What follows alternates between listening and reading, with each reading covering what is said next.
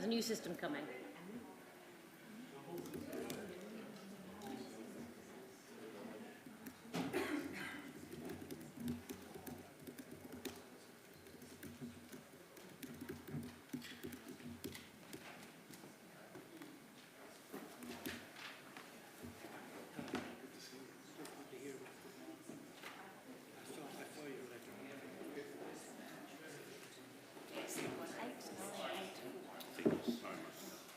We've got individual ones.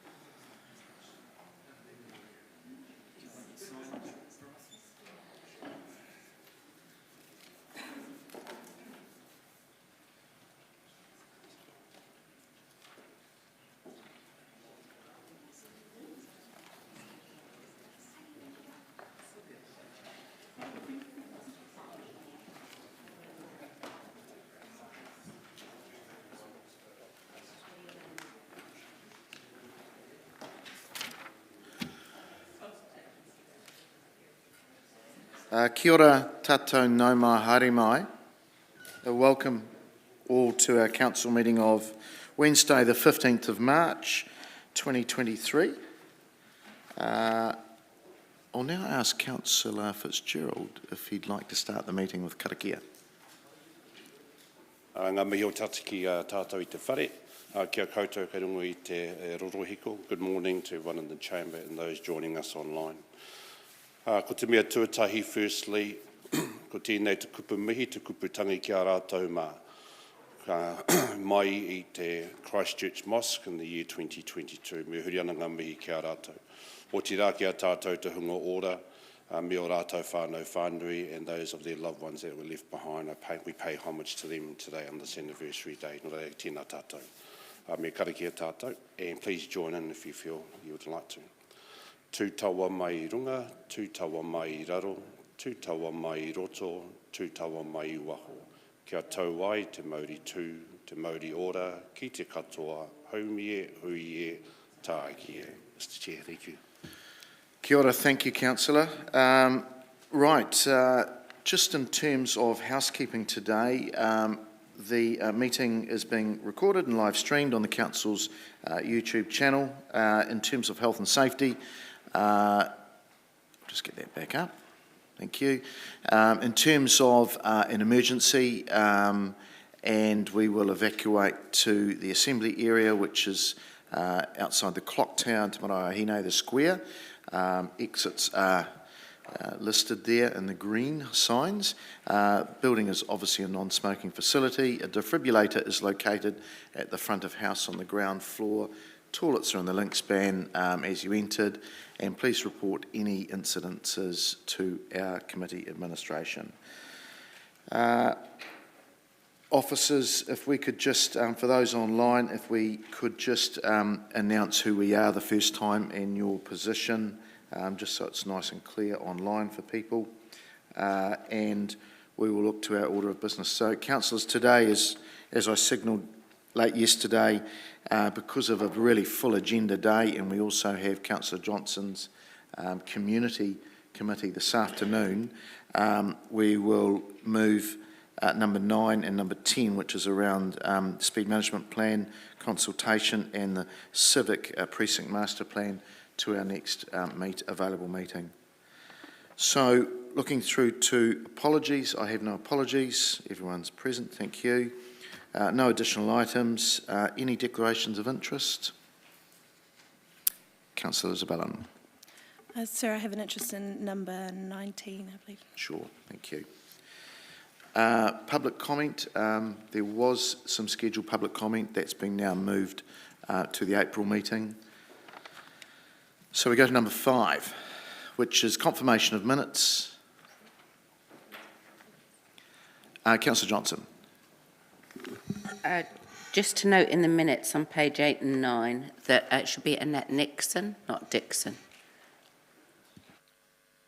Thank you, well spotted. And Councillor Barrett.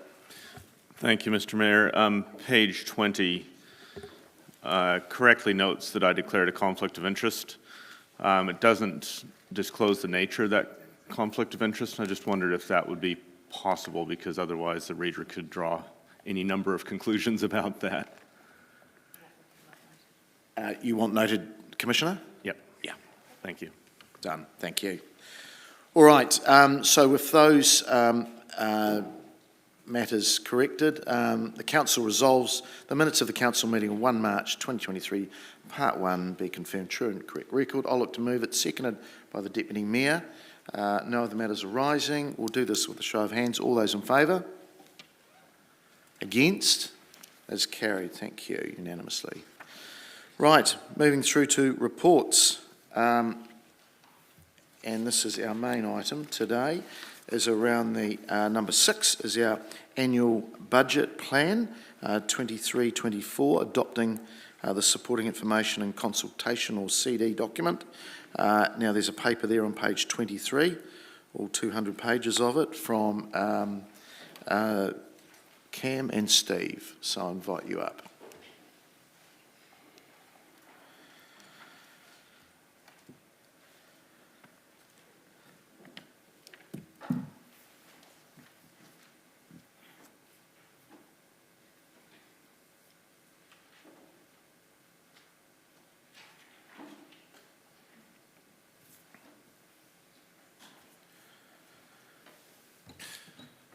Good morning, Mr. Mayor and councillors. This is basically adopting the supporting information for the annual budget, and it takes into effect the decisions that were made in the meeting on the 1st of March. Largely we'll take the report as read and take questions, but I just want to point out there are a couple of minor edits that we've uncovered post this being presented. So there are 2 programs that on the 1st of March that officers confirmed were included in error, being program 2132 and 2216. They are still showing in the supporting information, and we're working through making sure that they're taken out as part of the information that goes out to the community. We did confirm on the day on the 1st of March that we would take those out, and they're still sitting there, so we will make sure that they go out and we can deal with them as part of minor edits. Great, thank you, Cam. Steve, anything else to add? No, great. All right. Councillors, any questions? Councillor Naylor and then Councillor Johnson. Thank you. There were just a couple of questions that I asked on the 1st of March that weren't able to be answered, and sorry, I should have followed up with an email, but one was what the capitalised salaries were in the current year, and one was what the MSL was in the current year, and I just wondered if that information had been located. Capitalised salaries, I don't have that in front of me, but I do recall that MSL in the current year, I believe, was around 100 million in the current year. Thank you. And perhaps I'll follow that other one up with an email. And just my other question, page 35 has the forecast net debt for June 2024 of 250 million.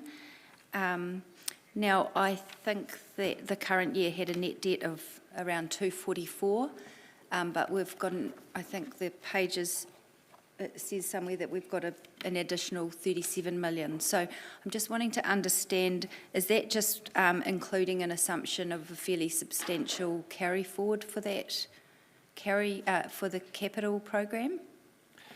At the moment, the assumption in terms of what the total debt will be 30th of June 24 takes into account an assumption that the debt at the 1st of July 23 will be 215 million, and then the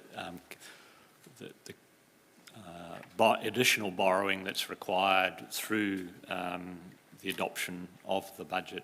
It's 37 or 38 million, I can't remember the figure, sitting in the cash flow statement that says the net increase above that. So obviously we'll look to review that in May when we know more precisely what the forecasts are likely to be for the opening debt at 1 July. And so the difference between 215 million that's been forecast and what our annual budget this year had, which I think was around 244, that difference of about 29 million, has that already... is that the total that's already been identified for carry forward, or is that in excess of what has already been identified? That's slightly more than what we'd assumed would be the carry forward, but it's just a forecast that we've made for the purposes of this exercise based on what our cash position is at the moment and what we see coming. But it needs, there's a bit of crystal ball grazing, if you like, in terms of what that figure will be, and we'll hone that a bit more come May. Okay, and what is the different? How much difference? What is the assumption of how much further carry forwards that includes over and above what's already been identified? It's not necessarily just carry forwards. It's to do with the cash flows of the council generally in the operations. Okay, thank you. Just in terms of, we're asking questions about the consultation document now as well, are we, Mr. Mayor? Just in terms of our high-level financials and including our debt forecast levels, I'm just wondering why that hasn't been included in our consultation document, because the draft that we saw 2 weeks ago did have some of that in it with just X's, obviously, but that page has dropped out. I'm just wondering, do you think, would that be seen, the high-level financials, is that seen as relevant to include in the consultation document? And if so, why is that sort of, where would we find that? Some years we've found that we thought it would be appropriate to put the high-level financial information in.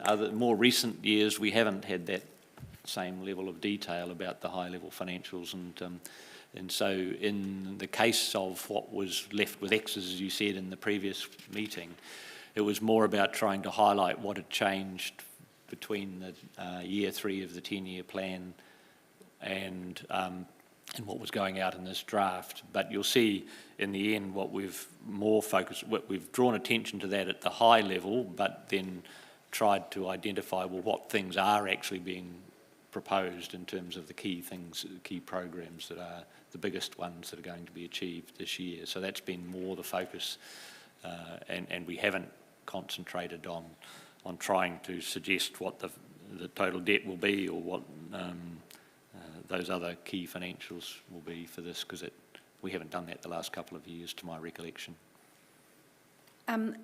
Mr. Mayor, it might be a question for you or the Chief Executive. If we are wanting to have some high-level financials included in the consultation document, would those be considered minor edits, or would we need to actually propose amendments to include that, particularly given that those were indicated 2 weeks ago that would be included?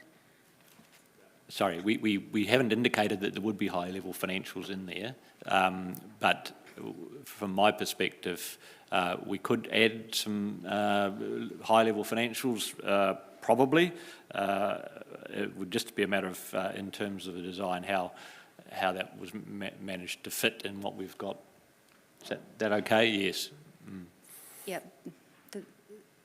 So we can, yeah, because it had been included on page 11 previously, at least the debt levels and things. So, yep, I'll just leave it there. Thank you. Councillor Johnson. Thanks, Mr Mayor. Thanks, Cameron and Steve. So I've just got some questions around 2.2 in the report, the additional savings that have been identified by the CE following the council decision 2 weeks ago. And in 2.2 it says that those savings will have minimal impact on services. And I assume that all of the impact is identified in attachment 1. Would that be fair? That's fair. Yeah, okay.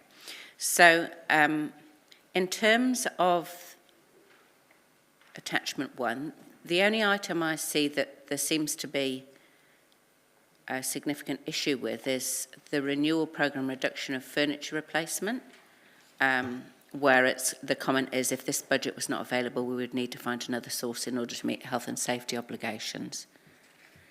That's on page 28. Is that a reasonable interpretation of that attachment, sorry?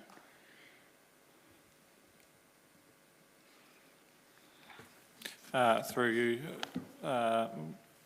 Mr Mayor, yes, that is a reasonable assessment. I think what we're trying to highlight there is that there could be instances where we may have to replace a piece of furniture, ergonomic assessments taken for a staff member, for argument's sake. It's not to suggest, I don't think that we would necessarily need the full amount to do those reactive replacements, but it's just a signal to you that there could be a need for that sort of thing. So what would be your advice to us on that? That be dealt with as it comes up, or that we re-establish part of the budget line 86 furniture replacement today? I think what we could do is that we could understand the implications further between, whilst this is out for consultation, if there is a small amount that we think might be useful, we would bring that back as part of the final. Okay, that's great, thank you. And then my other question is around the consultation document on page 184, which, if you just bear with me, I'll just get to.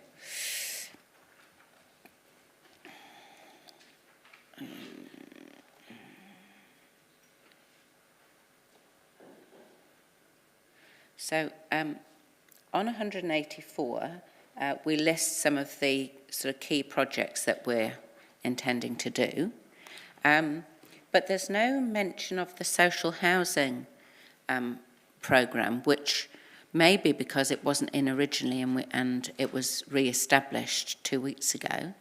Do you think it would be appropriate to highlight, since it is, I know most of the budget is in the following year, but it is the start of quite a major programme. Do you think we could include that on that page?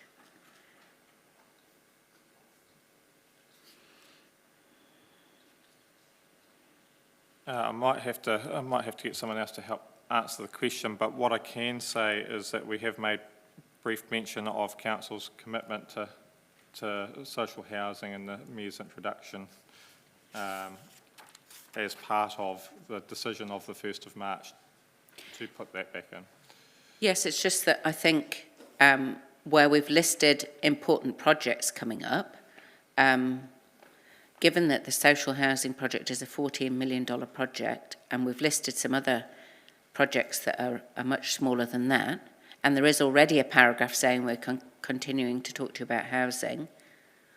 I mean, personally, I would quite like to see a highlight on the social housing plans, either as part of the paragraph on housing or ideally its own separate paragraph just below, where there seems to be quite a lot of white space. I'll just ask the CE to speak to that.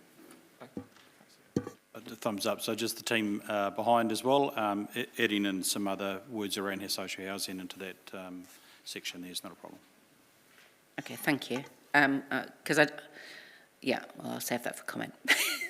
Thanks, Mr. Mayor. Councillor Barn. Thank you, Mr. Mayor. There was a question just of detail in Appendix 1, where it talks about the reduction to the IT maintenance budget yet to be assessed. Now, that's only a $10,000 reduction, but I just wanted to seek some clarity about when those implications will be assessed, or if that's likely to need further movement. Look, the amount is relatively small, but we would be doing the assessment where we've indicated it still needs to be assessed. We'll continue that assessment as part of this process, and if there is anything that we think we need to highlight to you, we'll highlight that to you through the final process at that time. Okay. Thank you. And my second question was around the consultation document, and particularly on page 6 of the consultation document, where there's the green box that says decisions made to proposed annual budget. I think my reflection on that, to me, it looks like, I can't tell from that what the implications of that is, what has actually changed. And I wondered if there was scope to include the comment that's made at 2.2 in the report about why we've made those decisions, or what the very minor nature of those reductions. So page 6 of the consultation document has a green box that effectively lifts and shifts the decisions we made to reduce. But it just presents that as we're reducing these things. There's no context for people to be able to understand if that matters or not, and why they might want to comment on it or not. I tend to agree with you that the box doesn't actually add a lot in my mind. Yeah. So the commentary that we have in our report at 2.2, which is a very small comment, the implications of the reductions of renewable power, to reduce operating expenses, for example. Yeah, that kind of commentary might be useful. I'll just ask the CE to speak to that. Yeah, through the Mayor, we did have a reasonable number of conversations between ourselves about this particular box as well, and the usefulness of it actually in the CD document. But we do recall your conversation at the last meeting about including items that perhaps won't be included in the budget this year. I do agree that perhaps we do need to add some further words around that, should you decide that that is useful to be in the CD document. So we'd be interested in your views around that. So do I take from that that this wouldn't be a minor amendment, you'd need a recommendation to include further commentary? No, I do think it's a minor amendment, okay. Even if you decided to not have that box in the CD, that removing it would be a minor amendment in my view. Okay, thank you. Thanks, Mr. Mayor. Councillor Harper. Thanks, Mr. Mayor. Thanks, Stephen Cam. On page, I think it's page 28, it's to do with program 1879, the 925. The comments around implications still being understood. Just an explanation around that, if it's still been understood, maybe the CE might need to explain that. It's about the trucks. Okay. Through you, Mr. Mayor, and CE may want to add to this. The $925,000 reduction, my understanding, is more in terms of the light fleet than say the trucks that are being replaced. But given the turnaround from the 1st of March to now, we're still going through a bit of exercise to understand exactly what that might mean, and if there's anything that we need to highlight to you, we will. But for 1 year, I think what we're saying is that we don't think it will have a significant impact by making that decision for 1 year. Thank you. My second point's about the consultation document, and I'm on page 192. It's about the targeted rates. I just wondered, under the targeted rates, whether we wanted to have the bid in there, because it's a part of the community that's new to targeted rates, and we have left them off. So I just wondered, because they're now paying a rate as a bid rate, so I wondered if they should be mentioned in there. There's no problem with adding that there. Thank you. Councillor Barrett. Thank you, Mr. Mayor. Just a couple questions. Thanks, Cam and Steve. Firstly, the recommendations on the screen. 2 weeks ago, all the recommendations were very explicit about being the draft annual budget, and the word draft is gone. Is there a reason around that, or could we use the word draft still?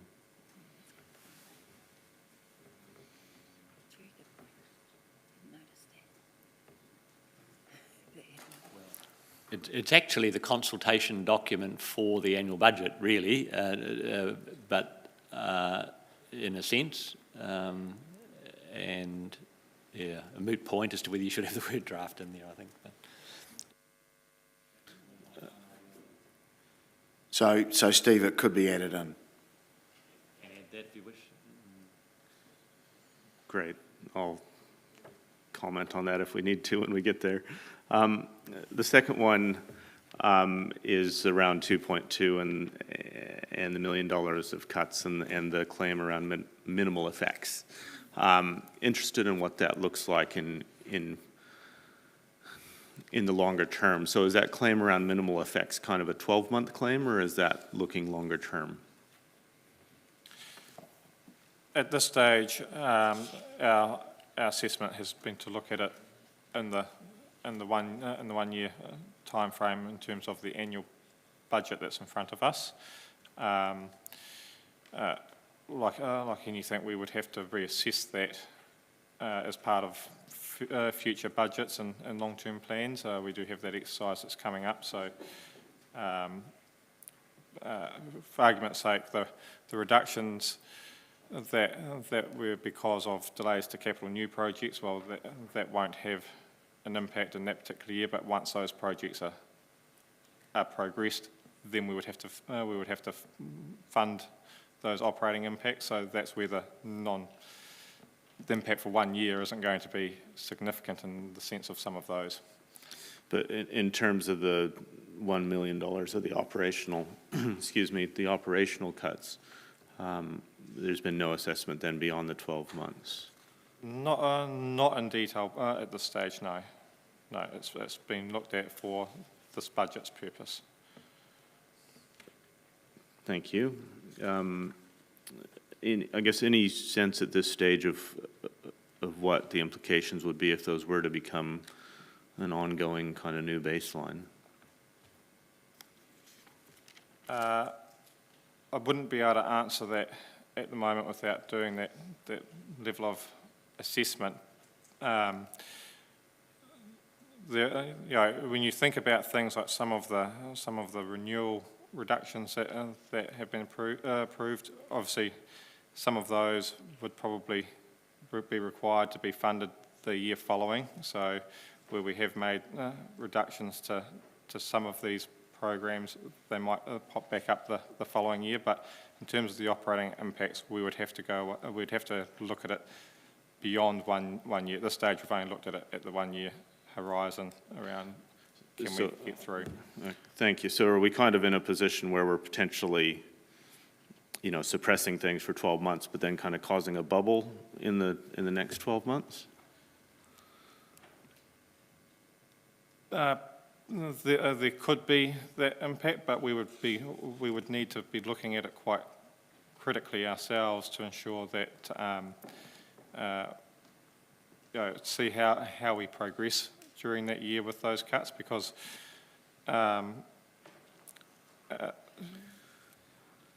it's hard to say without going through what the next year holds to say whether there are going to be implications beyond it or not at this stage.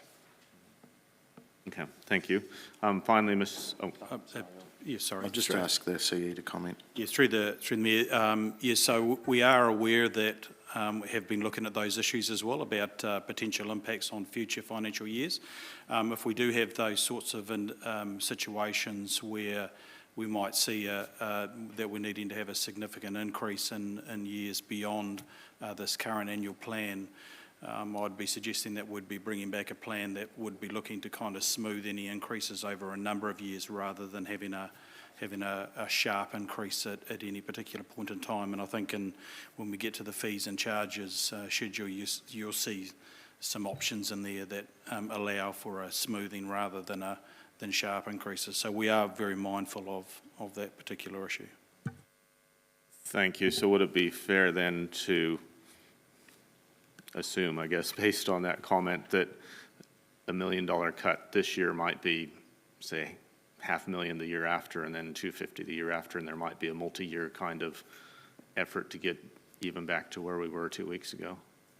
Yes, through the Mayor, I think that as we move into the next LTP, that, you know, that's the kind of process that we'll be looking at anyway, is, you know, what does the next 10 years actually look like, and, you know, what are the steps to actually bring our programs, whether they're getting offline as a result of some of the changes this year, which I'm reasonably comfortable that we're not going to get drastically offline.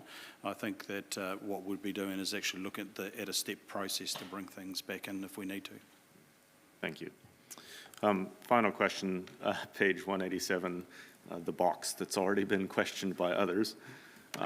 It only contains a subset of the decisions we made 2 weeks ago, is that right? And how did we get to determining what the subset was that should be put in highlights and what should be left in the minutes?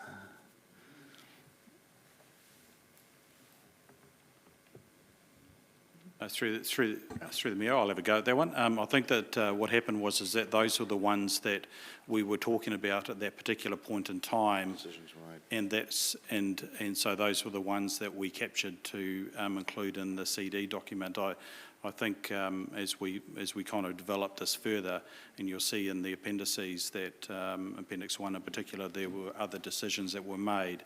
The ones that are actually identified in here were the ones that were asked to be included when that discussion happened around those items. Great, thank you. Those are my questions. I'll just indicate I'll have a recommendation around removing that table. Councillor Wood. Thank you, Mr. Mayor. I just have one question surrounding page 28 regarding the implications of reductions for budget renewals. Multiple times throughout here it's mentioned, you know, the impact for 1 year is unlikely to have a major effect. I just want to clarify from my understanding, what we did last week wasn't just a deferral of 1 year, though it was a reduction full stop. So if we wanted to bring these back in other years, that would need to be made as a decision at that time. It won't just automatically be bumped into next year. Is that correct?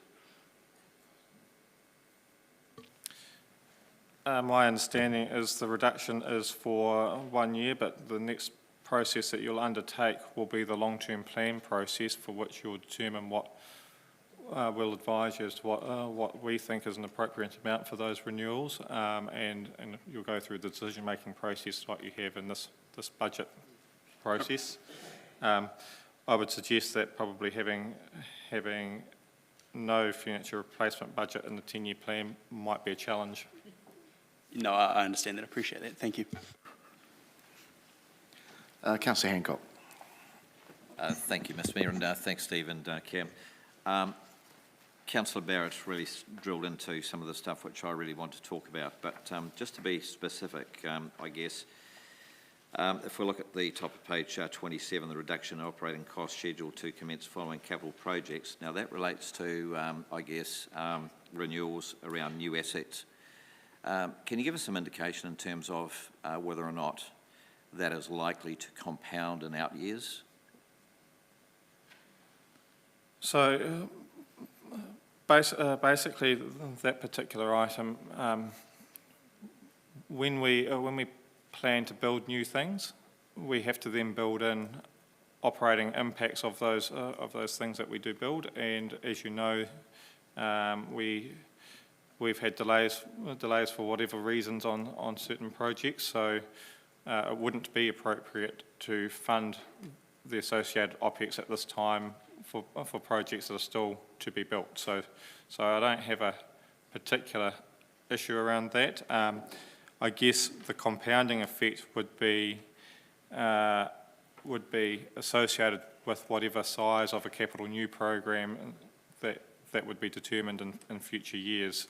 So if we went and did a whole heap more in that space in the long-term plan, well then that would add the OPEX effect, but we'd be communicating that as part of any programs that get put up. So that $402,000, which was budgeted for the next financial year, that is to actually provide some renewals and maintenance and around stuff which is already built. Yes, is that? No, it's in relation to stuff that that would have been built, but hasn't yet been built. So what we're saying is that until things are built or constructed, then we wouldn't require the OPEX at this time. Thank you. And I just guess probably just a general question there. There's a number of items also on page 28 and 27 where the true effects of the reduction are not yet known, and some comments there around requiring more due diligence.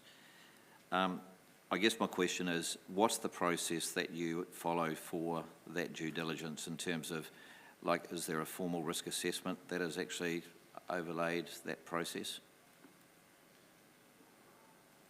My understanding is, as we go through that process, what we are looking at is the impacts to being able to deliver our services and for our people to be able to deliver services for council, and what risks might transpire by not necessarily replacing things as soon as what we had planned. So that's the sort of assessment that we'd be undertaking in terms of, for argument's sake, the fleet.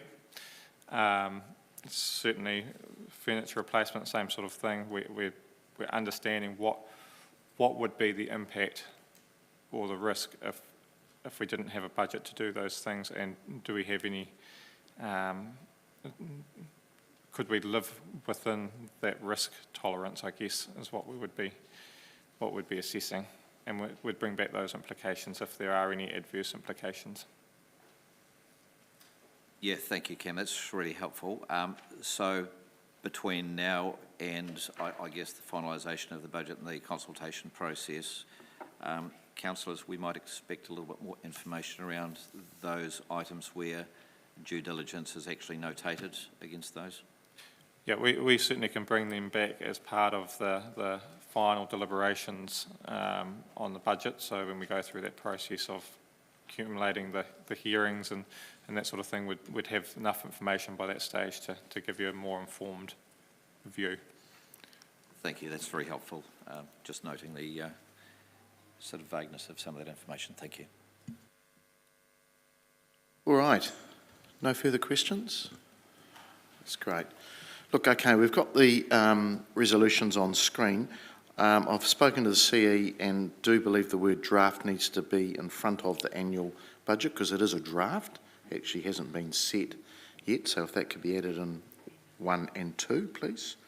So we have, I'm happy to move those, seconded by the Deputy Mayor. So we have that council resolves, the council will adopt the supporting information attachment 2 as a material relied upon to prepare the consultation document for 23-24 draft annual budget plan.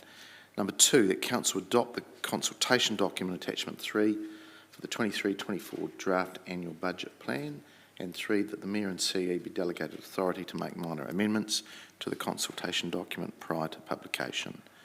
So that's moved by myself, seconded by the Deputy Mayor. All right. Yeah, we can take your one separately, Councillor, if you're okay with that. I'll open it up for any comments. Councillor Johnson, then Councillor Naylor.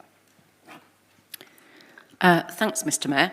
So, colleagues, as you'll recall, I did vote against this 2 weeks ago out of concern that the implications of $1 million reduction in operating budgets and substantial cuts to the renewal budgets for internal resources, the implications of those were unknown.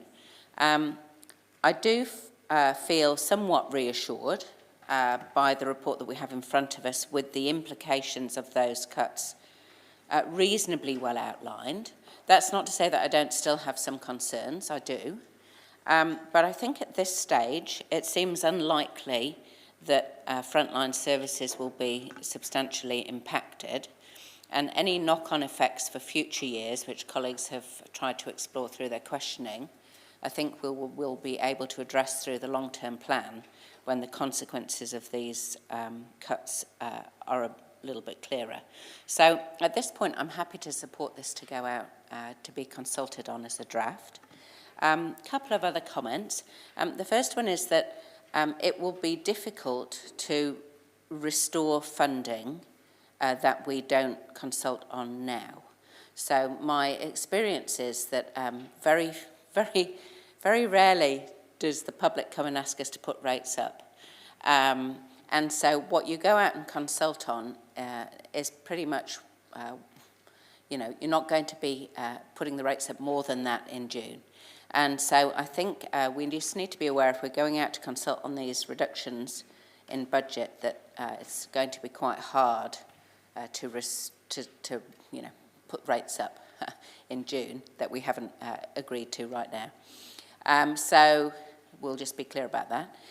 The second thing is that I think there are some highlights of the work that Council is doing that have not been well encapsulated in the consultation material.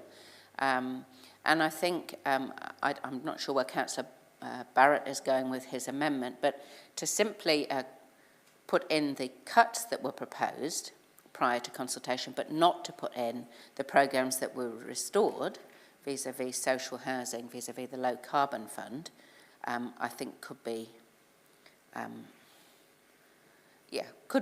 not providing the full picture to our constituents. So if we're going to talk about what changes were made, I think, and itemise them, then we need to include all of them. Otherwise, I think none of them should be there. But I would like to see the social housing plan given a little bit more of a highlight in the consultation document. It is an important programme, and more than that, it's a programme that our community has asked us to do. And continually, in every consultation, we get submissions asking us to do more in the social housing area and to provide more housing for seniors in particular. And so I do feel that that is an area that should be highlighted in the consultation document, so that public are aware that we do have plans to do more. And it shouldn't just be we're talking about it, because we're actually doing it. So I would like to see that included. Thanks. Councillor Naylor. Thank you. Firstly, I'd just really like to thank officers for the work that's happened over the last 2 weeks since we discussed the draft that was in front of us 2 weeks ago. Certainly the implementation or the application of those changes, particularly to the operational budget, I know that wouldn't have been an easy thing to apply, but I'm really heartened by what I see in this paper in terms of really sensible and appropriate areas of reduction. In terms of the overall operating budget, I don't see these as cuts. I see these as smaller increases than what we had originally proposed in our draft 2 weeks ago.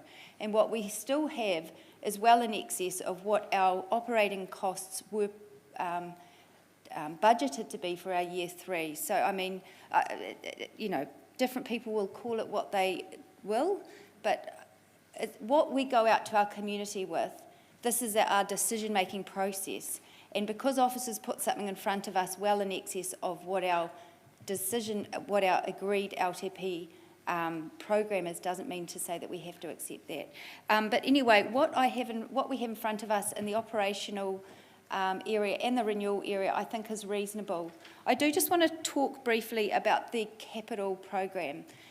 There was minimal support around the table 2 weeks ago to adjust that. There was one big item taken out, but there were a number put in, and we've reduced it really only by 1 million, from 67 to 66 million from the draft that we looked at 2 weeks ago. I'm really mindful of the impact of increased interest rates. That has put our interest costs up from 6.7 this year to what will be 9.8 million next year. That's around a 50% increase to our interest costs. Going forward, in our long-term plan, we had from year 1 to year 10, our interest going from 5 million to about 20 million. That's when the assumptions were for interest rates to be around 2.8%. Now that the assumption is, and what we are experiencing is that interest rate is quite a bit higher than those assumptions, I think we need to be really mindful that the assumptions that we looked at will come at a bigger cost to our community because of those higher interest rates. And for that reason, I think we need to be even more mindful of our debt levels, and that is simply influenced predominantly by the level of our capital new program. We're currently, my understanding is that our debt is about 192 million. If we're to proceed with what is in this plan and we get to a debt level of about 250 million, that's about a 30% increase on the debt that we currently have now. I think whilst that doesn't appear to have a big impact on the current year that we're looking at, we need to think about the impact that has on next year and the following year and the years to come. In particular, knowing that interest rates may yet change further in the future. So my comfort level around the capital new program, I'm very uncomfortable with it, to be fair. That is also the assumption of a 250 million debt level by the end of the next financial year.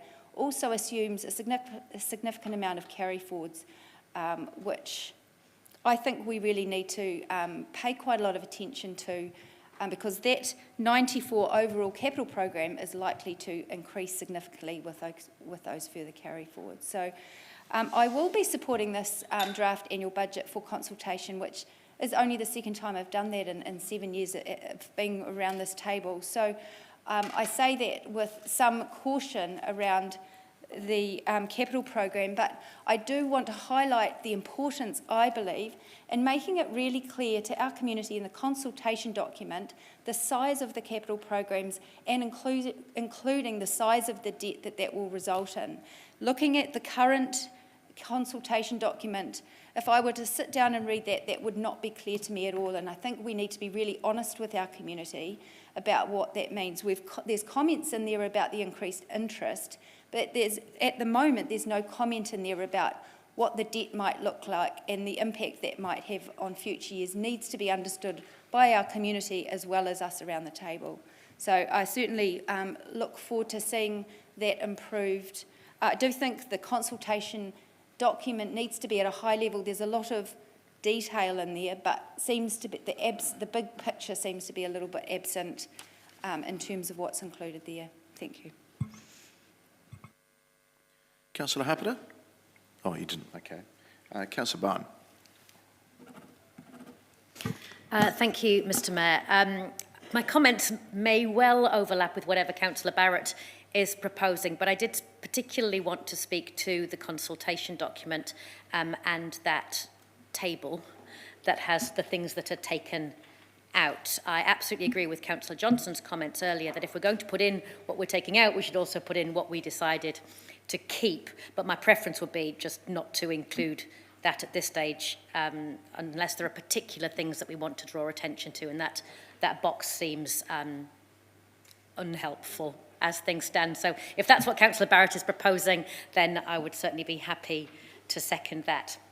In general terms, my reflection on reading the consultation document was about, does this help our community to understand the journey that we've been on over the last few months in bringing this annual budget together? And I have to say, it tells the story of where we are now, but I don't think it tells the story of that journey, of the process that we go through, of, we starting with the officers' recommendations and then the debate that elected members engage in to bring to the community a draft that has the benefit of both the operational expertise of council and the elected member input. And for me, that's always where I feel slightly uncomfortable with our consultation document, that we don't really engage with that full story, so that our community don't know, unless they're watching at home, and good on you, the three of you that are, they don't know what discussions have already been had and where their contribution might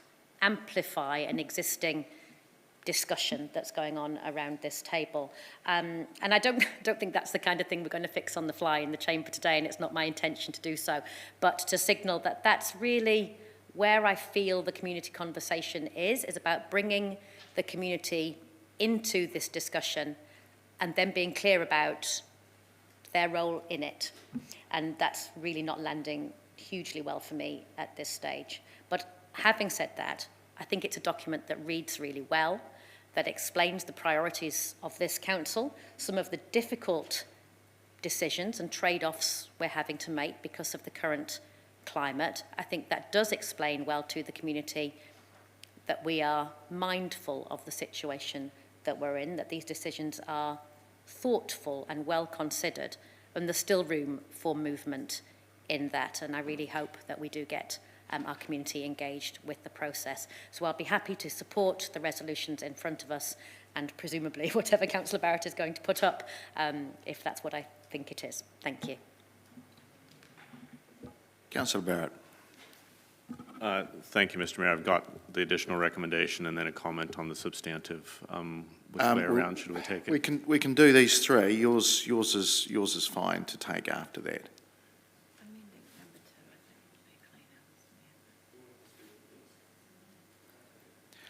Okay, put it up then. Yeah. All right. I mean, it's against the other advice I've got, but that's fine. We'll just do it. Okay, thank you. Hopefully pretty straightforward, but I do feel that it informs recommendation two. Look, we've had several comments around concerns around this table. My concerns, it only takes a subset of the decisions we made 2 weeks ago and puts those in the spotlight and misses out a whole lot of other decisions. And I think it potentially really kind of distracts from some of the big picture things that Councillor Naylor and some of the journey things that Councillor Bowen in particular were talking about. I'd just like to see it gone. I think we'll have a better conversation and fuller conversation with the community, so I'd urge you to support. All right. Councillor Jennison. Thank you, Mr. Mayor. I too just wanted to say just a couple of words briefly. One is that I do agree with the summary of highlights that Councillor Naylor brought forward. I think it was a response to the economic climate we find ourselves in, ourselves and the community find themselves in, and a work to kind of roll up the sleeves and kind of reduce these budgets down. In many cases, they're still quite large and ambitious, and when we're talking about those larger sums, I have less concern around the kind of 100-odd thousand reduction in furniture replacement and the consultancy budget's been reduced and those type of things. So I've got a high level of comfort going out, and as always, expectant for the community to give us their thoughts, and always look forward to hearing from them. So thank you, Mr. Mayor. Thank you. Councillor Wood. Thank you, Mr. Mayor. I feel quite confused as to why we're having this discussion. I thought the agreement we made 2 weeks ago was that if something was taken out of the budget, we should tell the community it was taken out of the budget so they can advise us whether they want it put back into the budget. And so that's where this table came from. Something that's already in the budget, such as the low carbon fund or the social housing, doesn't need to be highlighted because it's in there. I feel like I must be missing something here for this conversation. To me, I feel like having this table in here shows the community and helps mitigate some of the comments of, well, you should be doing more to find cuts, because we can show our community that we've already done a substantial amount of that work to find reductions. So I feel like by removing this, we open ourselves up to the comment from the community of, oh, well, council hasn't done anything, they're just putting rates up and haven't thought about it. So I feel it's sensible to at least indicate to our community or show them what we've done to this point, and if there is a mood from the community to make greater reductions, then we'll look at that at the time, or if there's a mood from the community to reinstate some of those reductions, then we'll look at that at the time. But I don't see what harm it does having it in here, and I don't entirely understand the argument of, well, we should highlight the things that we included because they're included. So they don't need to be highlighted as they're already in here. But things that were excluded need to be highlighted because they're not in here. So I feel like I must be missing something. I'm looking forward to Councillor Barrett's writer reply where he'll hopefully be able to explain a bit more as to what the reasoning of getting rid of this is, because to me it seems like a very sensible thing to do to show our community what work we've done. Any other comments on this? Sorry, I was talking really about the substantive earlier, but Councillor Naylor. Just speaking to the amendment that Councillor Barrett's proposed, I will be supporting this. And just responding to perhaps some of the comments that have been made by Councillor Wood, my reason for supporting this is that we had many pages in Schedule A, B and C 2 weeks ago of adjustments that we were approving. So if we're going to include that box, then perhaps we should be including a Schedule A, Schedule B, Schedule C. What is the difference? The only difference is that those were the ones officers went and did all that work to make some proposed changes. Us endorsing those schedules, we're essentially making the decisions about all of those changes, which there were many. So that is the reason why I'm happy to support this amendment to recommendation 2. Councillor Hancock. Thank you, Mr Mayor. I actually concur with the comments of Councillor Wood, actually, because, and we've heard it in this chamber before, where certain councillors have said, look, if we take that out of the consultation document, we can have it notated that it was considered but not included. So you can't have it both ways. The public need to know, the community needs to know what we take out. So they need to know the work that we've already done. So it needs to be included in the draft. Thank you. All right, Councillor Barrett, back to you. Well, thank you. Just briefly wanted to clarify for colleagues, wasn't referring to wanting to specifically highlight the low carbon fund or some of the other things that were voted back in. This list is incomplete even if the things were taken out. And it's only things that were taken out in, yes, it seemed like a long time, and it was, but in the journey, it was only a moment. You know, things have been in and out for months, let's be honest, in terms of as these things have been getting shaped up by the team, as we've looked in workshops, as we've finally gotten to this stage. So I just find it quite unreasonable to put a massive spotlight on what are actually some quite small items in the grand scheme of things, and having sat through a number of cycles of this, if we leave that table in, we will just get heaps of very specific submissions about take a pick, furniture, computer equipment, whether we're on Vodafone or whether we're on Spark, you know, I mean, it's not the stuff we need to be looking at strategically, so please let's get it out of there so we can have a strategic discussion with the community. Okay, we're just going to vote on this amendment first. So I'll do that with a show of hands. So all those in favour? Against?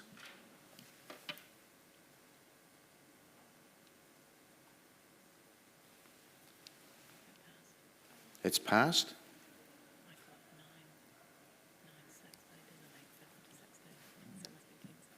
10-6, thank you. Okay, we'll go back to the substantive. Thank you. And we'll just add in the as amended on number 2. There are no further comments to this. Councillor Barrett? Yeah, thank you, Mr Mayor. I did have a couple brief comments around the substantive. What Councillor Bowen said around the journey really resonated quite well, and I do hope that in future years we have that opportunity to bring that to the fore. Wanted to recognize all the good work that has been done. I think that as a draft, as a basis for consultation, I'm reasonably comfortable with this, but we still need to be quite clear with ourselves and with the community that taking something out that is less than even the pace of inflation means that by the end of June, we're going to have done one of two things. We're either going to be going backwards, or we're going to create some headroom so that we can actually respond to need and opportunity in the community. And quite agree with Councillor Johnson. We are unlikely to hear directly from constituents saying, please raise my rates. But we will hear from constituents in numbers about the needs that they face in the community, about the opportunities that they see in this community. And I think that this consultation needs to be very open-minded in terms of what we hear around need, what we hear around opportunity, and how we might respond. Because in my view, we have created headroom if we are not even at the pace of inflation. We need to make sure that we are genuinely listening and genuinely responding to community need. And I'd urge the community to speak up about what those needs are. I'd urge the community to speak up about where they see opportunities, and I'd urge all of us to keep an open mind until June. Thank you. All right, as a mover, I'll just have the right to reply if I can. Right, no other comments, substantive, right. Look, I too want to thank the staff. Thank you to Wade and especially the finance team for some midnight oil burnt on this. There's been, I don't think I can recall outside an LTP year that there's been quite a lot of, so much of a deep dive on an annual budget. And I want to acknowledge my colleagues too for quite a robust debate on this. Things have changed considerably, and I do remember some early comments that we just stick with the narrative of our LTP and consultation, but things have changed considerably since we set that LTP. We've had a new CE. That CE and management team have inherited an older structure, and hence the debate in some of those spaces. We've also had the cost of living increases, and we've just had comments about the rate of inflation and this being below the rate of inflation. I just want to remind councillors that falls unevenly. Doesn't mean to say there's 7% on every single program. Sometimes there's a little bit more, sometimes there's considerably less. And we know that, but it's all what your level of comfort is in what people pay. I appreciate the deeper dive that officers have done around the programs and the actual priorities. Would we have done this if there wasn't a big cost of living debate? That's, I'm unsure, but actually I think it is prudent to do that. Just yesterday, officers and myself met with our ratings agency, and it would be fair to say that those questions are being asked of every council that they rate in terms of their rankings, their Standard & Poor's rankings. So I think it's really prudent that we do this. I too think the capital programs, although it has come down, and I acknowledge the officers for going through that, it's still very ambitious, and I think time will tell whether we eventually ever set a realistic one that we can achieve and actually catch up on. This is a response to what our public are experiencing themselves. You itself in your own homes, you're probably adjusting your own cost of living in your own household. Businesses are, farms are, even the government is. So why isn't council? So look, I believe it's balanced at this stage, but I'm really going to be interested to hear what our public have to say. So ask you to support it, please. And we will vote on all three together. So all those in favour? Against? And that's carried unanimously. Thank you.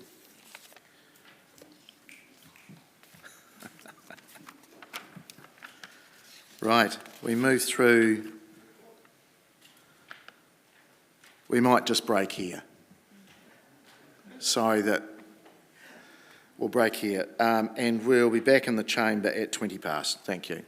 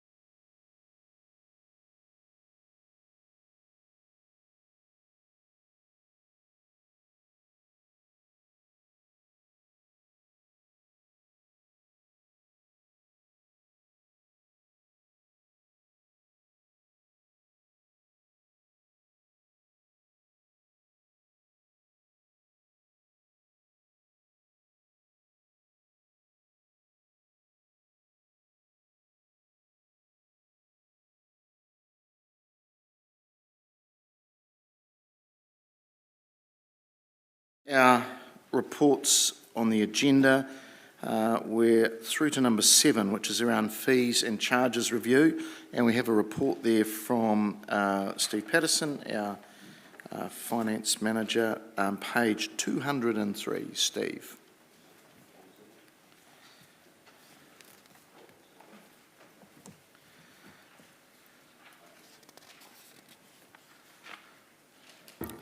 Mr Mayor and Councillors, good morning. We've had the discussion about the budget, obviously, and that is part of what we need to think about in terms of the 23-24 year, and an element of what we've been thinking about as well in bringing the material together for you is what needs to happen to the council's fees and charges in addition to what has to happen to rates in order to fund the operations for the year. And we made some assumptions about those things in the budget. But we've also gone through and in the draft budget, so I say, and in the material we've here attached to this report, we've made recommendations in the end about a whole raft of different types of fees and charges for activities that are listed here. One of the things that, as I mention each year in relation to these things, is that there's not the same path for adoption of the fees for each one of them. Some of them are driven by legislative requirements, some of them are driven by bylaw requirements, some of them are fees and charges that you can adopt at today's meeting and that be it. So that's why they're not sort of encapsulated in the one sort of standard form for the recommendations. In terms of the things that we think about as staff in bringing this material together, the fees and charges at the top level are driven in the main by the revenue and financing policy of the council, and in that policy, which is adopted each 3 years as part of the 10-year plan, you as the council determine where you think it's appropriate that the user should be paying a share of the costs, whether it's the full costs or whether it's some portion of the costs or whatever. And so that policy is expressed in relatively general terms. We have reasonably wide bands in terms of the percentages. That's because things change every year, and it's really, well, nonsensical to have something that's so prescriptive as to be down to the last %, for example. So we have these bands, and part of what we're doing in looking at these things is to try to determine whether we're, in terms of the revenue for each activity, meeting the policy intent or not. And if we're not, then it might be that the policy needs some rethinking at the review point, or it might be that we're going through some particular phase for that activity where things will return to a more normal state, and that some working outside of the policy might be appropriate for a period. But so the policy is just the guiding sort of principles. And then in a more detailed situation, we have some activities where costs vary quite a lot depending upon all sorts of levers that sometimes we have control of, sometimes we don't. The activities, some of them are dependent upon volumes, and we have to make projections about volumes. And so those are just that, they're projections or assumptions about volumes. So in this report we've, as I said, got a raft of different types of activities of the council, and each year when we're bringing forward these things we look to a greater or lesser extent in terms of the detail of understanding the activity, and it's not, whilst we try to spend as much time as we can to get a good feel for these things, we don't do in every single case a really deep dive into the activity to look at it on every year. But every 2 or 3 years, in a bit of a cycle, we would be looking in more detail at individual activities just to gain an assurance that that we understand them properly. And it's often the case that in one or more of these activities, something particular happens in a year that means we put a lot more focus on it. And there are a couple of examples this year where the staff involved have spent a lot of time assessing the situation they find themselves in, the changes that are happening, and indeed making suggestions and recommendations here about things that need to happen. I won't go through them all in detail, but the aim in the appendices of the report is to try to outline to you what the legislative or other rationale is for why there has to be a charge and what the process is for them, to highlight at a high level what the policy intent is in relation to that activity, to explain what's being recommended as best we can and as succinctly as we can in terms of the particular fees and charges, and to recognise that in some cases these are tricky decisions, and there's no absolutely right answer, but it's our staff's professional opinion, I suppose, in the individual circumstances as to what they think will work best. I just highlight 2 or 3 things sort of broadly about the particular recommendations we've got before you, and they amplify just a little bit on what's on page 208 under 3.4 when we talk about the things that in particular I wanted to draw to your attention. In the case of both planning and building services, the staff there are proposing a slight change to the structure of some of the fees, to have more fees that are in the nature of a flat, or a slightly confusing term in terms of the terminology, the fixed charges, but in terms of a flat charge, if you like, one that's not changeable. They charge it and that's it. So they're suggesting that to assist understanding and to make it simpler for our customers, that is useful to introduce a few more of those, and they've been highlighted in the report. And I guess that what we've done through the report is where there's a change to the current thing, we've tried to highlight those in red through the appendices. So hopefully we've been consistent about that. It was a bit of a rush to get some of these things out, but I hope that we've got that properly done. A lot of the fees and charges are driven by the underlying cost structure that we face, and in broad terms we've chosen to recommend a 7% increase as being the fundamental level of increase through these, and they reflect the sorts of level of change in the operating costs that are being faced or planned to be faced in the coming year for the activities that we've got here. So that's a number. It's reasonably consistent with a number of other numbers that are floating around at the moment in terms of the various indices and the cost of living indices that move. It's not too dissimilar in a broad sense to the level of the rates increase you've just approved, or not approved yet, but provisionally going out to consult about. And it recognises just those costs that are being faced in those activities.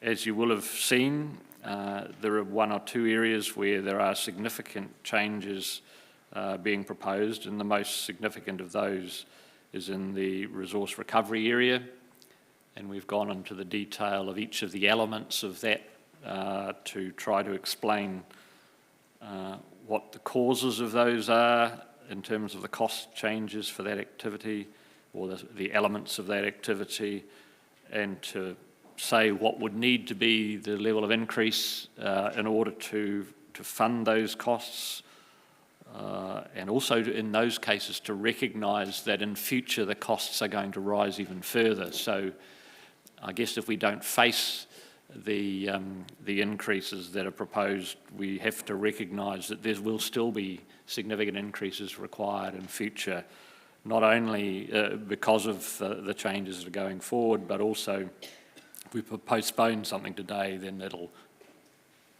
balloon the problem we have for the future.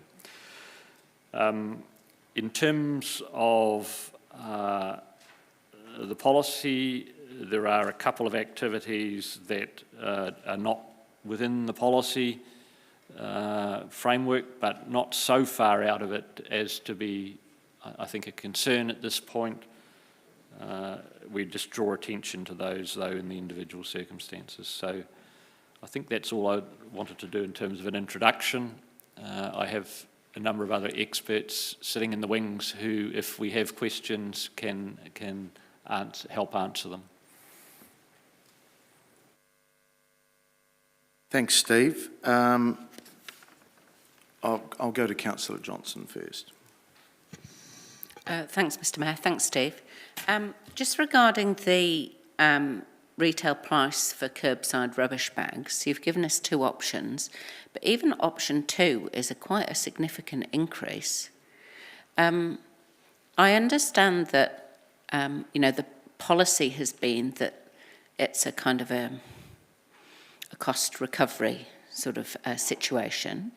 So if we wanted to change that, is that something that we'd have to do through the long-term plan? Or is there an option of mitigating the rise today? Are you suggesting in terms of the policy itself? Well, because the policy itself will be the policy until that's changed, and that'll be through the 10-year plan. yeah, that's what I was thinking. So I guess what I'm trying to explore is how much option we have today to come up with a different option than even option 2, which to my mind seems like a significant jump for people. Yes, well, I think the staff in that area can perhaps amplify some of the issues that they face in that area. It might be useful for them to do that, but in terms of the options available to you, you can, I guess, choose to make take any course in terms of what the fee is proposed to be today, and run with that. The implications will be several, I suppose. If you were looking at an increase that was less than even the second option that we had here, there will be consequences for the revenue that we have, and presumably consequences in the future when we need to face the even further increasing costs that we know are coming in that area. So I don't feel as though I need a further explanation of why the costs are going up. I think Okay. that's very clear. What I'm concerned about is, given the cost of living crisis that we've just traversed quite deeply in the consultation for the annual budget, even option 2 is a significant increase for people to have to wear, and I'm trying to explore how much leeway we have to mitigate that. So what you're saying is we can come up with any number, but there'll be a financial implication. correct. Okay, thank you. Our legal counsel just wanted to make a comment just around your question, Councillor.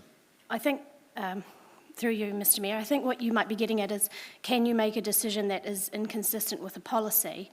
And the answer is yes, you can. Under the LGA, it does require that you do that specifically and that you note the reasons why. So we would have a resolution around how it is inconsistent with the policy and why you've decided against complying with the policy in the circumstances. Thank you very much, Desiree. That's exactly what I was asking. Just on that same subject, before I go to Councillor Naylor, unforeseen consequences, fly tipping. What's our current cost with fly tipping? Do we know roughly what that is? And has that increased?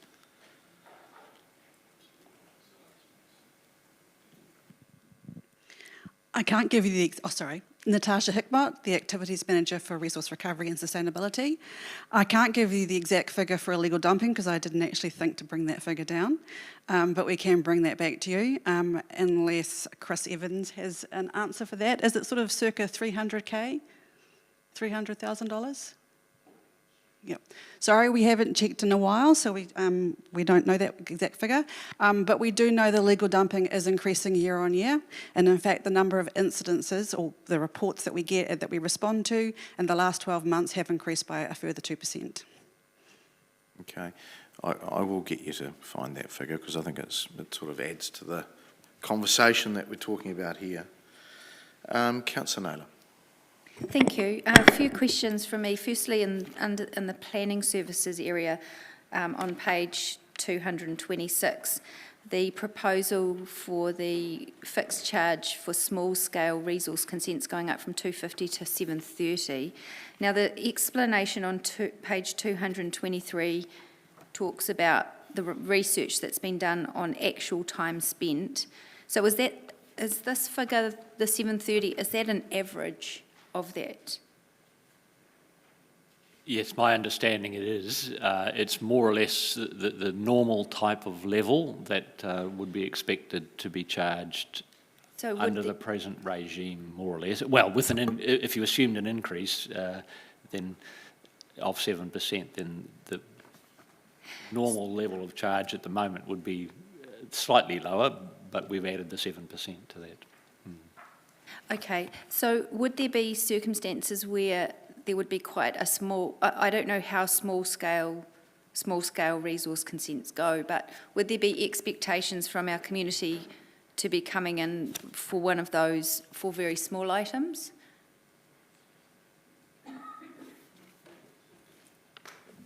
Kia ora koutou, Jeff Baker, Planning Services Manager. There are cases where community members come in for smaller scale consents, and those are listed in that table.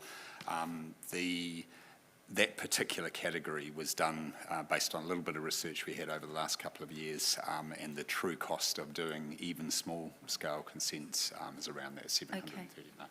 Okay, thank you.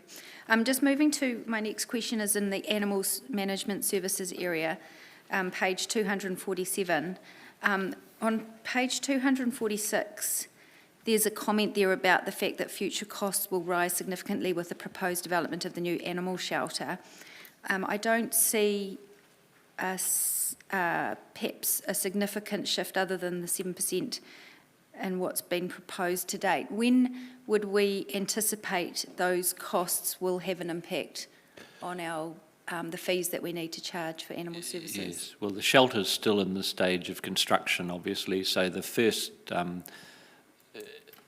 increases will be related to the borrowings that we've got to build it in the first case, and they'll start to flow through into, well, in part into this next year, but mainly into the following year, and presumably the operational costs will start to flow then as well.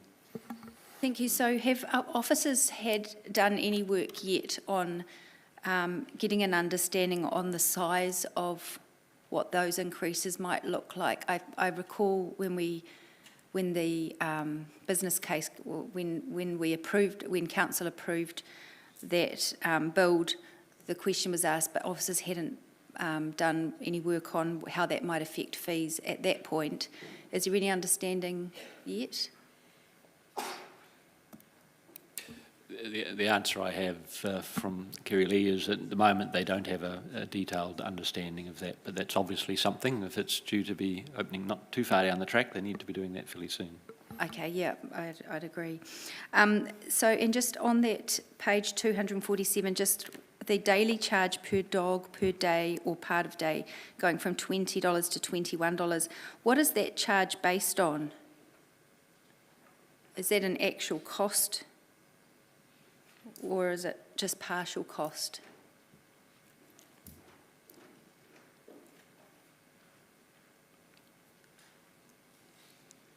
Hi, Ross McDermott, Team Leader, Animal Management.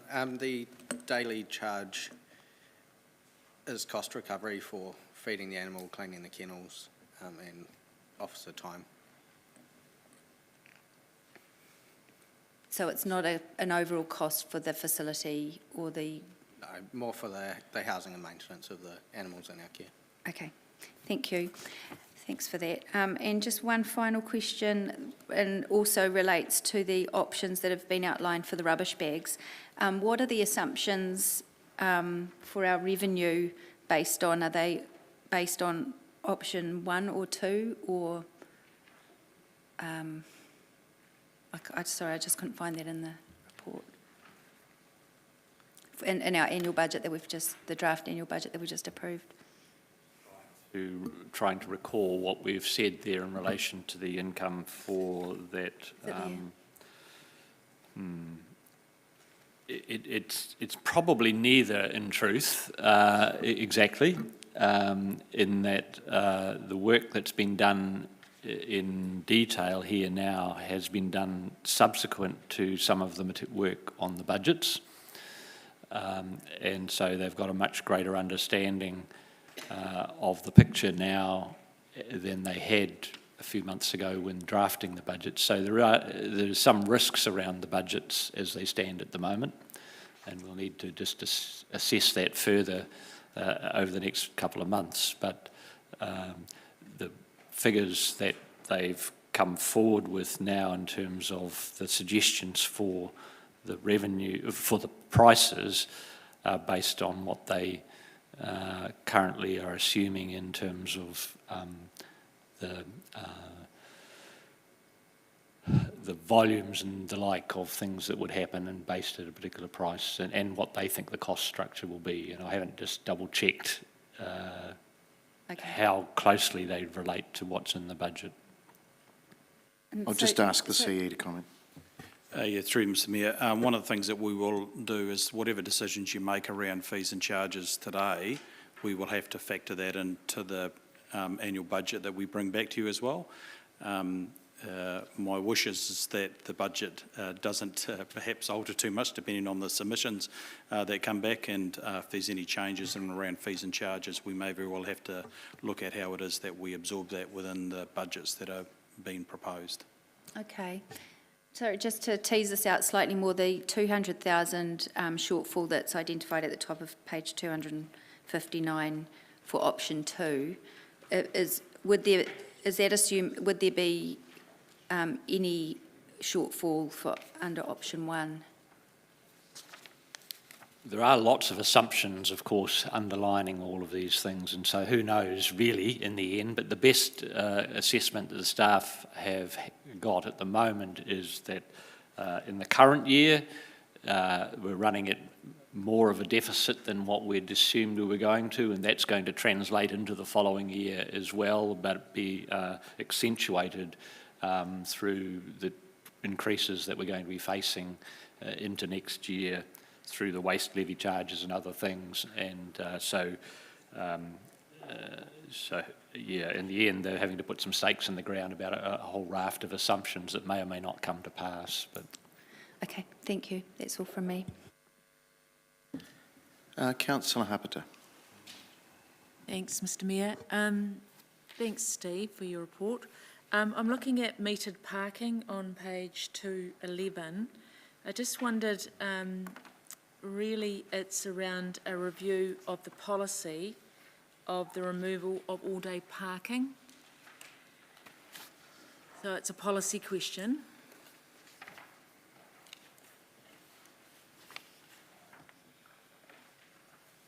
So I don't know whether you can answer that or someone else, and whether there is a move to look to do that. not something I'm familiar with, no.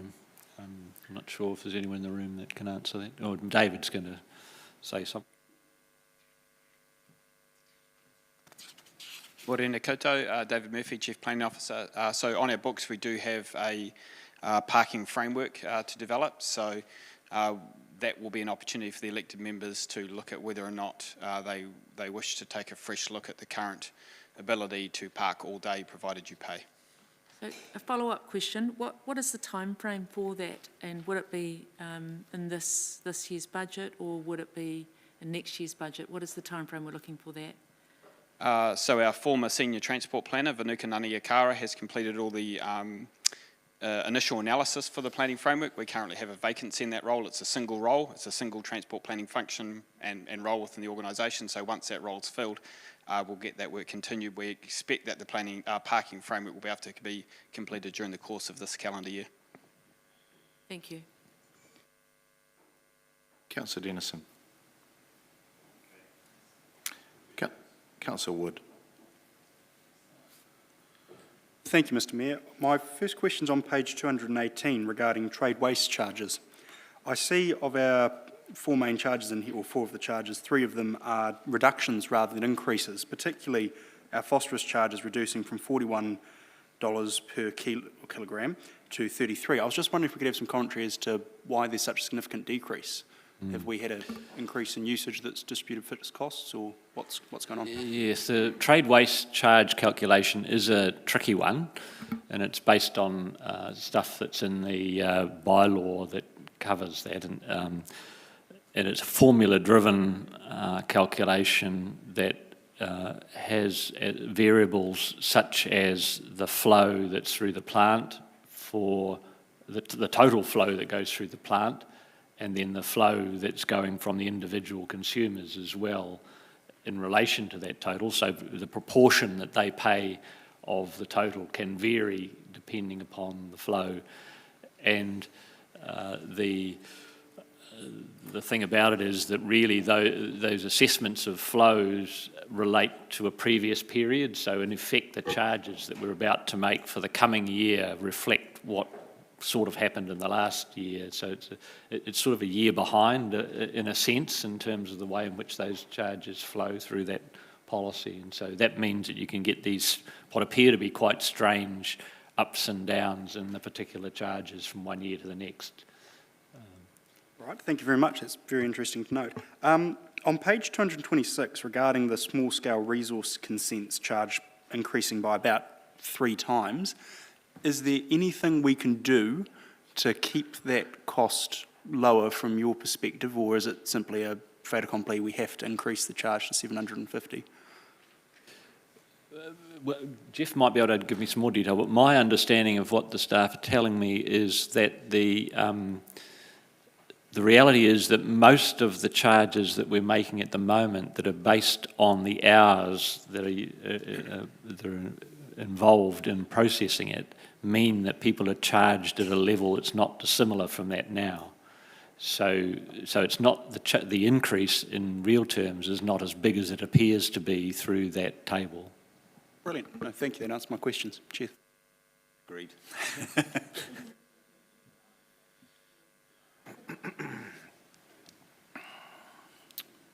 All right. No other questions of the officers on all the fees and charges? Okay.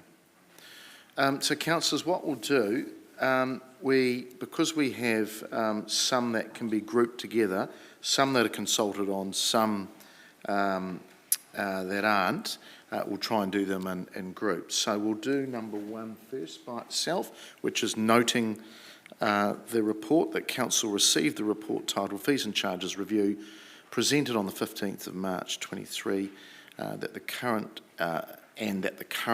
status of fees and charges be noted. I'll look to move that, seconded by the Deputy Mayor. You can comment on each individual one, but is there any comments on this? Okay, we will look to do this with a vote. If you get back in your seat, Councillor, we can have a vote. Thank you. All right, we'll do a vote. All those in favour? And against? That's carried unanimously. Right. We'll now do number 2 and 3 together because they will be consulted on, and this is around trade waste and planning and miscellaneous. That the proposal to adopt updated fees and charges for trade waste services effective from 1 July 23 is attached in Appendix 2.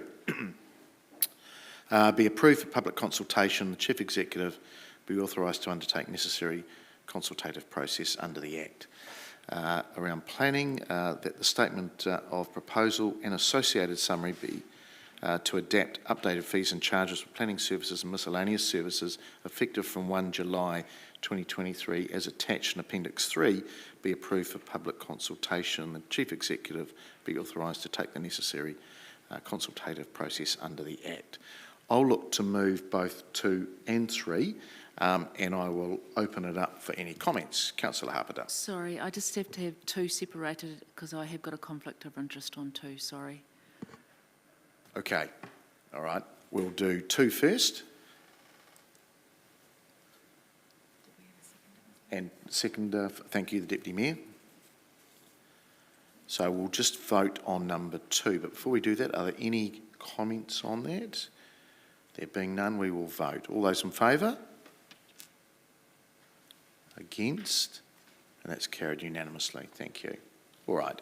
We'll come back to number 3, which is around our planning and miscellaneous. And again, are there any comments on this? And sorry, this is moved by myself and the Deputy Mayor. There being none, we will vote on this one. All those in favour? Against? And that's carried unanimously. Thank you. Okay, we have a recommendation 4 on building, recommendation 5 on environmental health, recommendation 6 on animal control, recommendation number 7 on burial and cremation, and recommendation 8 on service connections. They can all go together unless somebody wants them separated. There being none? No. Number 5. Okay. All right. We'll do 4 and 5 separately, and we'll do 6, 7, 8 and 9 together. So if we could just have number 4 up first, please. Okay, this is around building fees and charges, that the fees and charges of building services as proposed in Appendix 4 be adopted and the following public notification take effect from 1 July 23. I'll look to move that, seconded by the Deputy Mayor. Are there any comments? There being none, we will vote. All those in favour? Against? And that's carried unanimously. Thank you. We'll now go to number 5, which is environmental health. That the fees and charges for environmental health services in terms of Regulation 7 of the Health Registration of Premises Regulations 1966 as proposed in Appendix 5 be adopted and the following public notification take effect 1 July 23. I'll look to move that, seconded by the Deputy Mayor. Are there any comments to this? There being none, we will vote. All those in favour? Against? And that is carried unanimously. Thank you. Right, we will come back to number 6, which is around animal health, number 7, number 8, and number 8. We'll do number 9 separately. So this is around number 6, animal control, that the fees and charges for impounding of animals in terms of Section 14 of the Impounding Act 1955 and for dog registration and dog impounding in terms of Sections 37 and 68 of the Dog Control Act 1996 as proposed in Appendix 6 be adopted and following public notification take effect from 1 July 23. Number 7, burial and cremation, that the fees and charges for burial and cremation as proposed in Appendix 7 be adopted and following public notification take effect from 1 July 23. And then service connections number 8, that the fees and charges for service connections as proposed in Appendix 8 be adopted and take effect from 1 July 23. I'll look to move those, seconded by the Deputy Mayor. Are there any comments to these 3? Councillor Naylor. Thank you. I just want to make a brief comment on the animal control fees and charges.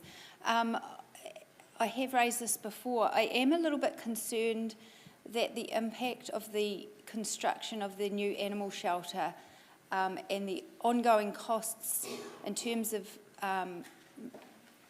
servicing that debt, particularly with interest rates going up, hasn't been considered in terms of how that might impact on the fees and charges. I think it's something that work does need to be done on soon. I was surprised that that hadn't been considered when the business case came for approval for the construction to council.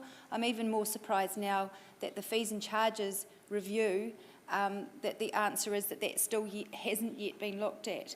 With our policy currently being 80 to 100% of fees and charges covering the costs of this, if we're to align our practice with our policy, this I would expect this may mean some quite significant increases for animal owners in the city in the coming years, and I think it would be prudent for us to understand that as a council and have some level of thinking and discussion about how we might manage that process. Whether it be to smooth that process or whether it be to review the policy, I don't yet have a fixed view on, but I certainly am just wanting to highlight it as perhaps an oversight that does need to be looked at in the near future, particularly given that we do have a significant amount of investment planned in the coming couple of years for that rebuild.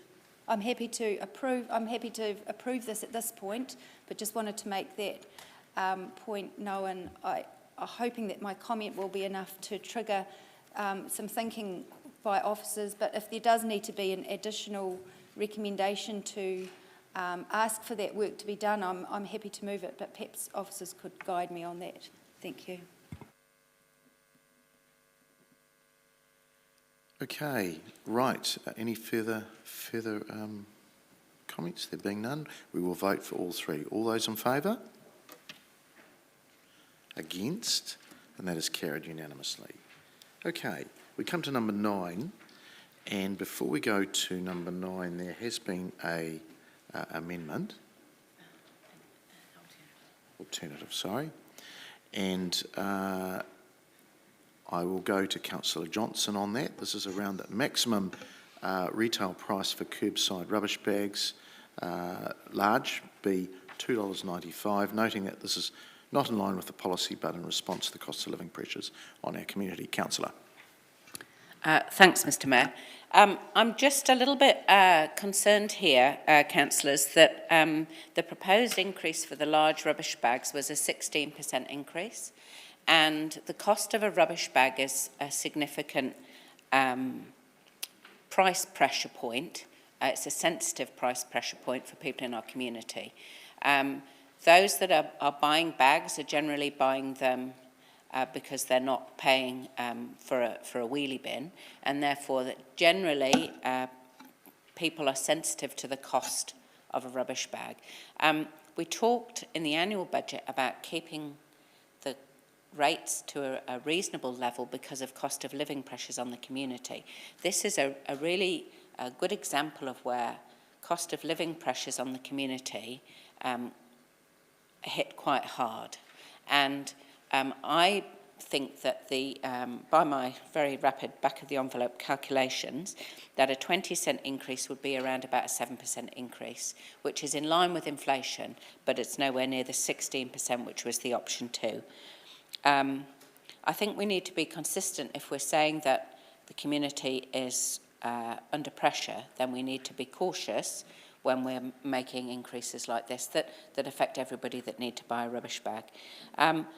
I accept it's not in line with policy, and I also note that although there will be some additional cost because of this, we don't actually know what the additional cost would be of increasing it as suggested in our papers, because it may well result in additional fly tipping and therefore additional cost to council of removing the fly tipping. So, you know, I think we just need to be reasonable in how we price a rubbish bag, and, you know, I'd urge you just to support this. Thank you.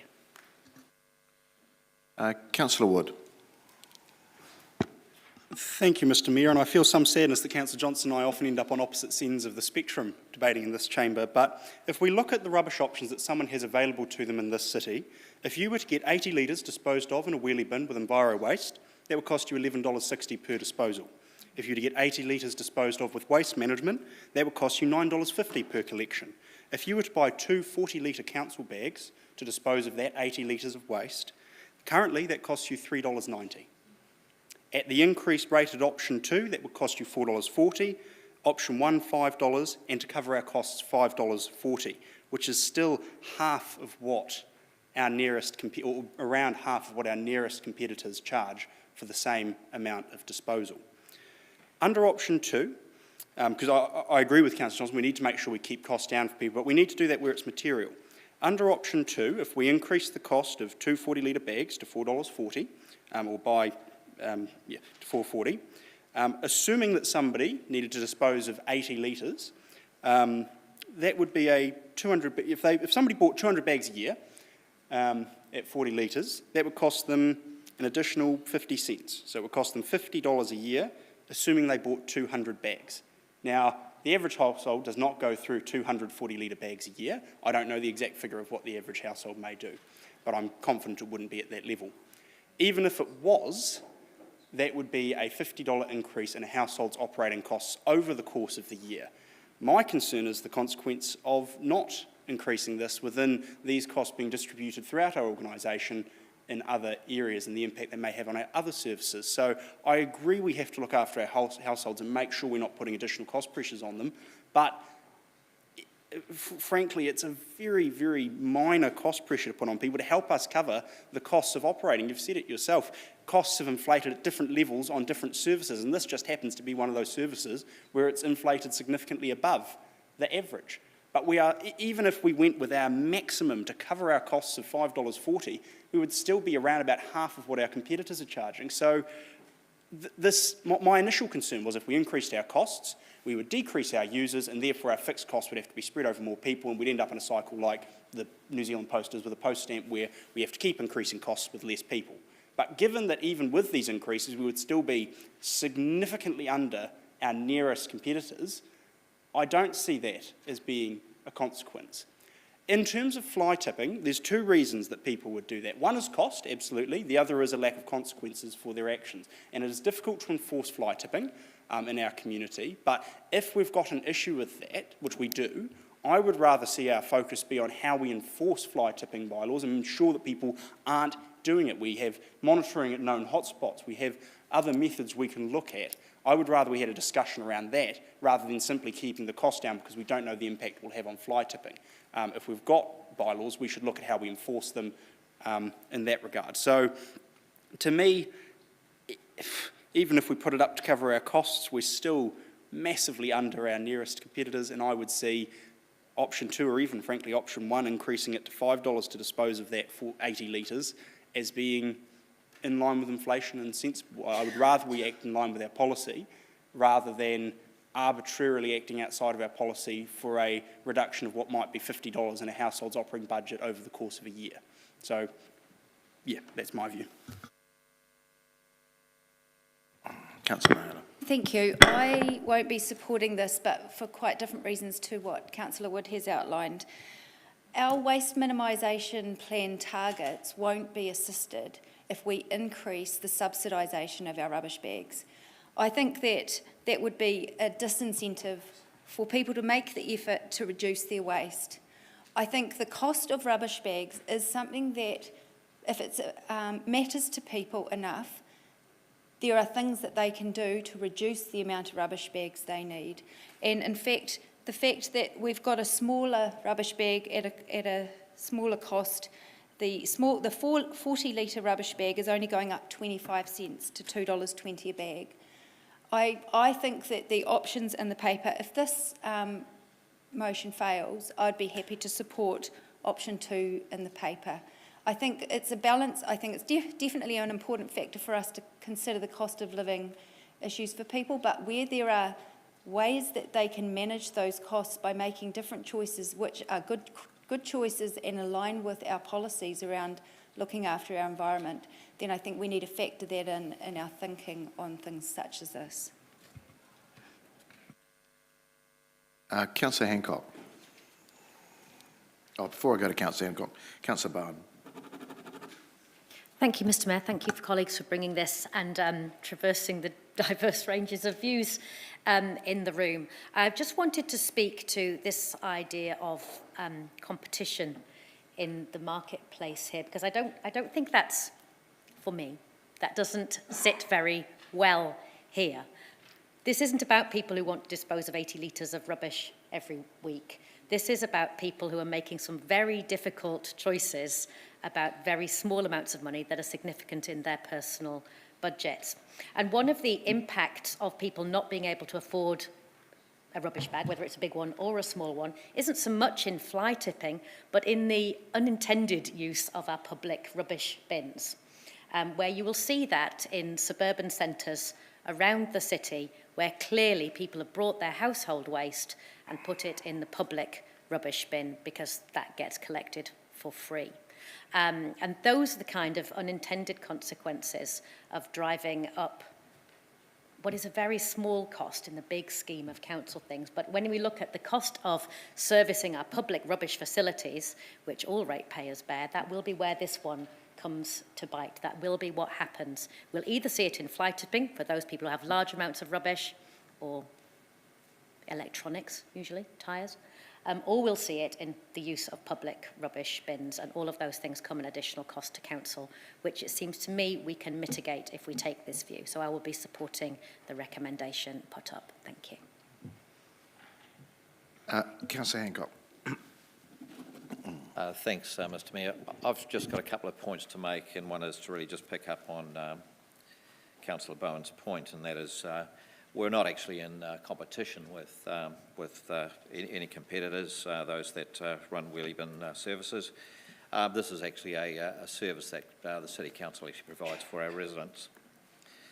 The next point is simply that these charges actually impact more heavily on those on lower incomes, and that really needs to be emphasised, and it's that service that we need to support. Higher fees, as pointed out by Councillor Johnson, will lead to higher incidences of fly tipping, so that needs to be avoided. And really, this really is an argument around supporting sanitation for our community, so please support the amendment as it's been put. Thank you. Councillor Barrett. Thank you, Mr Mayor, and thank you to the mover and seconder for bringing this to point of discussion. I think we're going to get there anyhow with the options that were put to us, but it's an interesting point to start that discussion. I think we need to kind of zoom out from kind of the rubbish bag to kind of the global picture for a start. And what you'll find is that New Zealand's one of the globally most waste-generative societies globally. Currently sitting at number 4 behind Denmark, the US, and Luxembourg. We're in 4th position. So finally, government is starting to do some things to actually respond to that, and one of the things that's been done is to begin to put a bit more of a price on chucking stuff in mass volumes into holes in the ground and pretending it's not a problem. That cost is now flowing through, and the question really for us as a council is do we buffer that market signal? Do we dampen it down by not passing it through? Or, well, passing it through in a different way? Or do we allow that to flow directly through to the individual household and indeed right back to the individual rubbish bag? I'm interested in the premise that's been put forward here because regardless of what we charge for a bag, we could charge $1 or whatever. It doesn't actually change the cost to the community at all. The cost is the cost. The only question is where in the community that cost lands. And currently we have a system that makes sure that that cost actually lands with the person using the rubbish bag, which is brilliant because it doesn't force people to cross-subsidize those who generate excess volumes of waste. And I'm struggling with kind of the rationale that's been put forward around this because if we keep the prices of bags artificially low as is proposed, that cost is then pushed out onto the entire community. And in fact, what you would see is that you're forcing the very waste-conscious, low-income household to subsidize everyone else. So how is that actually good from an overall low-income support point of view? We're far better to keep it as it is, where the cost is met and recovered from those who use the service. So I'd urge you to not support what's in front of us. It looks very attractive, but what it's just doing is playing with the point at which the cost is met in the community, and I think it would be much more appropriate to continue our approach where the cost is met with those who pay so that we don't end up with the sort of perverse consequences which I've outlined. Thank you, Mr. Mayor. All right, nobody else wishing to comment? I'll go back to you, Councillor, for right of reply.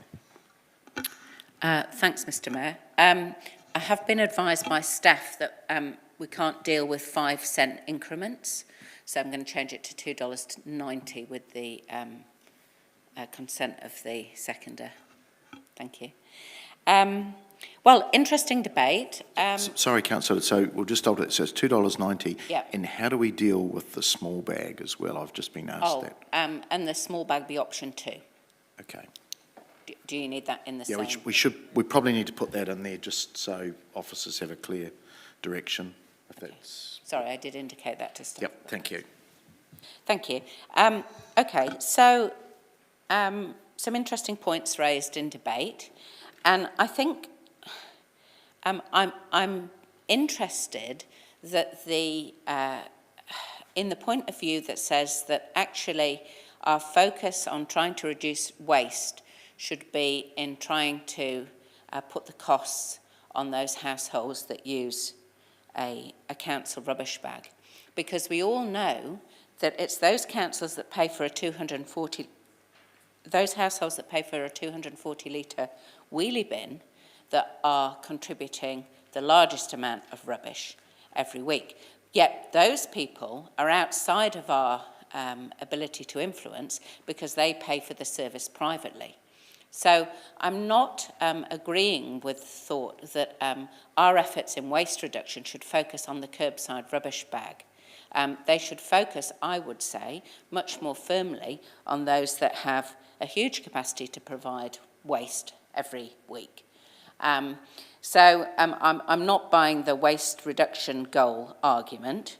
In terms of the cost to the community, it's increased cost to the community, both low income and high income, that will be avoided by not increasing the price too high, because the consequences of increasing the price too high will be fly tipping, it will be contaminated recycling, and as Councillor Bowen mentioned, it will be in excess rubbish in the public rubbish bins, all of which will put cost onto every ratepayer.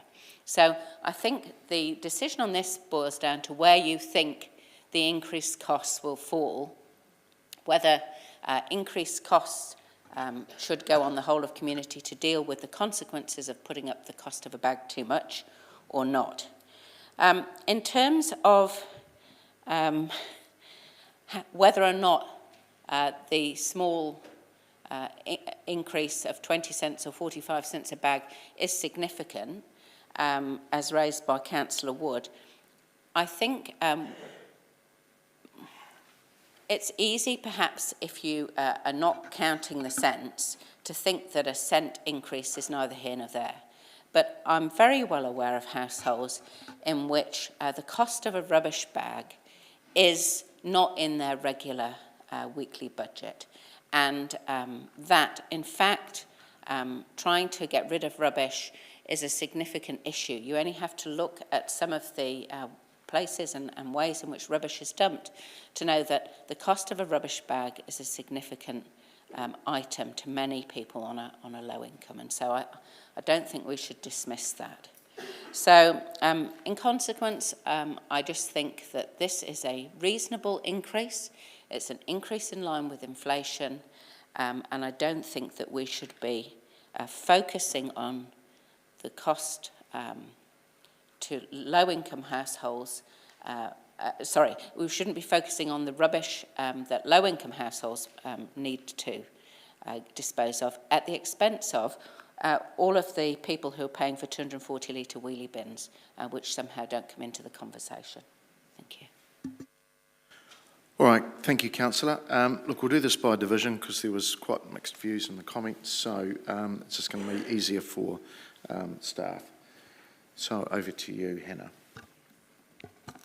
Oh, and it's been suggested I separate the two. So we'll do the first one, which is around the large bag, and then we'll do the second one around the small bag. So the large bag first. On the large bag at $2.90, Councillor Bowen? For. Councillor Wood? Against. Councillor McKillard? Against. Councillor Arnott? For. Councillor Zabellan? For. Councillor Dennison? For. Councillor Harpeter? Against. Deputy Mayor? For.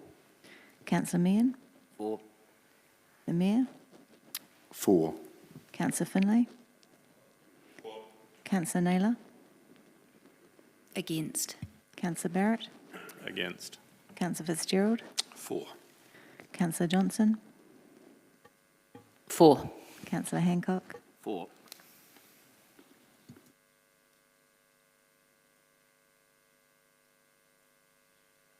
That is passed 11-5.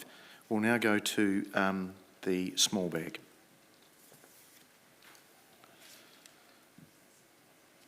On option 2 from Appendix 9 for the small rubbish bag, Councillor Johnson? For. Councillor Hancock? For. Councillor Barrett? Against. Councillor Finlay? Councillor Fitzgerald? For. Councillor McCallard? Against. Councillor Dennison? For. Councillor Bowen? For. Councillor Naylor? For. Councillor Wood? Against. The Mayor? For. The Deputy Mayor? For. Councillor Arnott? For. Councillor Zabellan? For. Councillor Harpeter? Against. Councillor Meehan? For.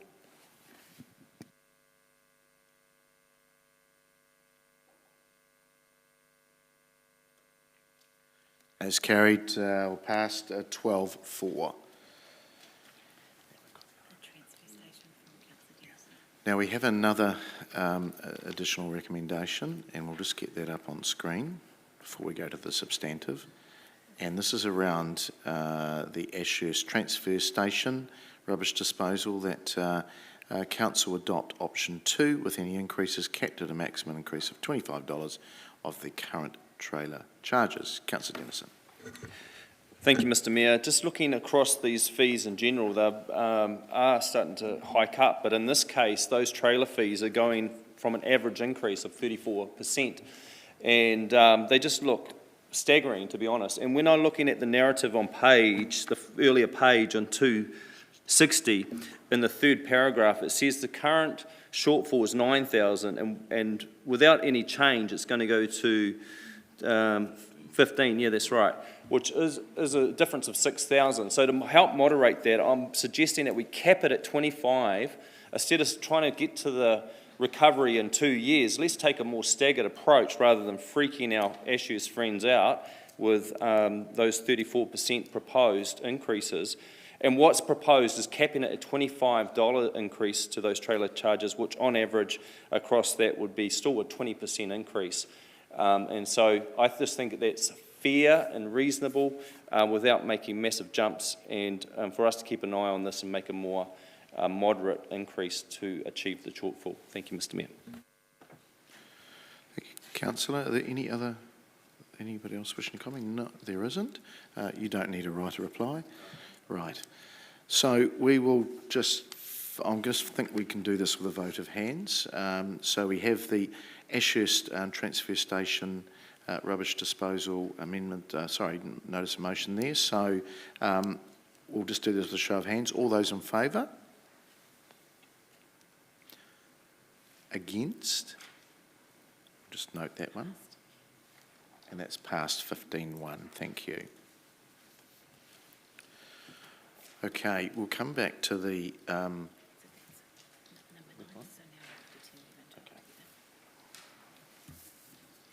Right, so that's completed 9. We now now move to number 10, around parks and reserves 11 and 12. Around 11 is backflow prevention, and number 12 is corridor access request. And we'll do these together, again, because of the way they will be adopted. So parks and reserves, fees and charges for parks and reserves as proposed in Appendix 10 be adopted and take effect from 1 July 23. Backflow prevention, that the fees and charges for backflow prevention, testing and maintenance as proposed in Appendix 11 be adopted and take effect from 1 July 23. And then corridor access requests, that fees and charges for corridor access requests as proposed in Appendix 12 be adopted and take effect from 1 July 23.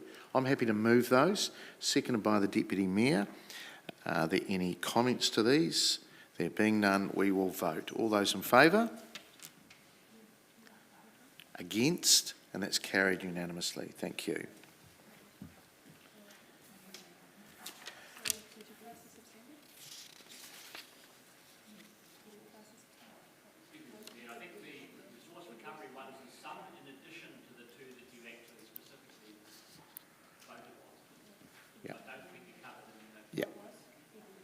I did ask that, but we'll come back to that. Thank you.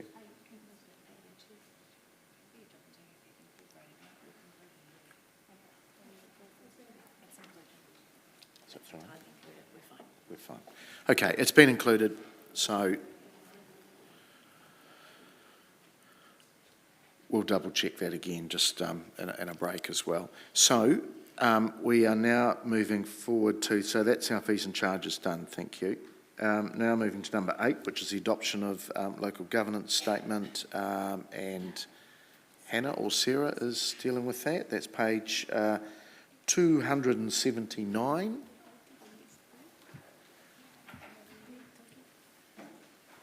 Of our papers, Sarah.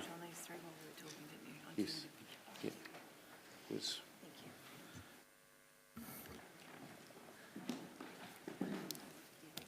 Kia ora koutou, everyone. Just to note that there is a legal requirement to pass a local governance statement 6 months after the triennial agreement. Quite happy to take this as report as read. Thank you, Sarah. So we have 2 resolutions there. It's pretty academic, to be fair, around our statement. Are there any questions to this? Councillor Barrett. Thank you, Mr. Mayor. Thanks, Sarah, for the report. Pages 289 and 290 on the order papers are kind of the part of the statement that speak about model rewards and how we got to the point of introducing those model rewards. And their rationale provided there is around kind of better representation for Māori.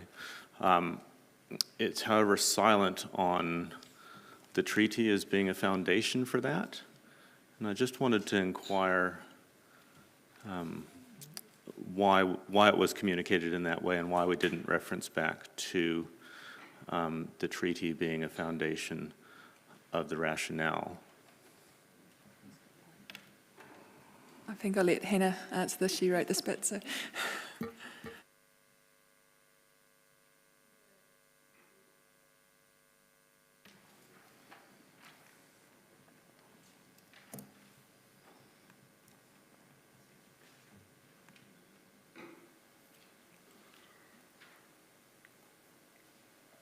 Sorry, Councillor, was there the word better somewhere that you were referring to on page 290?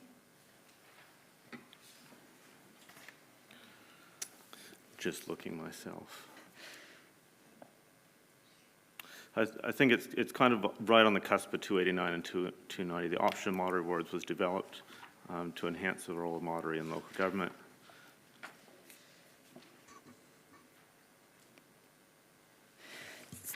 Certainly the phrasing that's across 289 into 290 is the exact same phrasing that I developed with our senior Māori advisor for our website when we were describing Māori wards.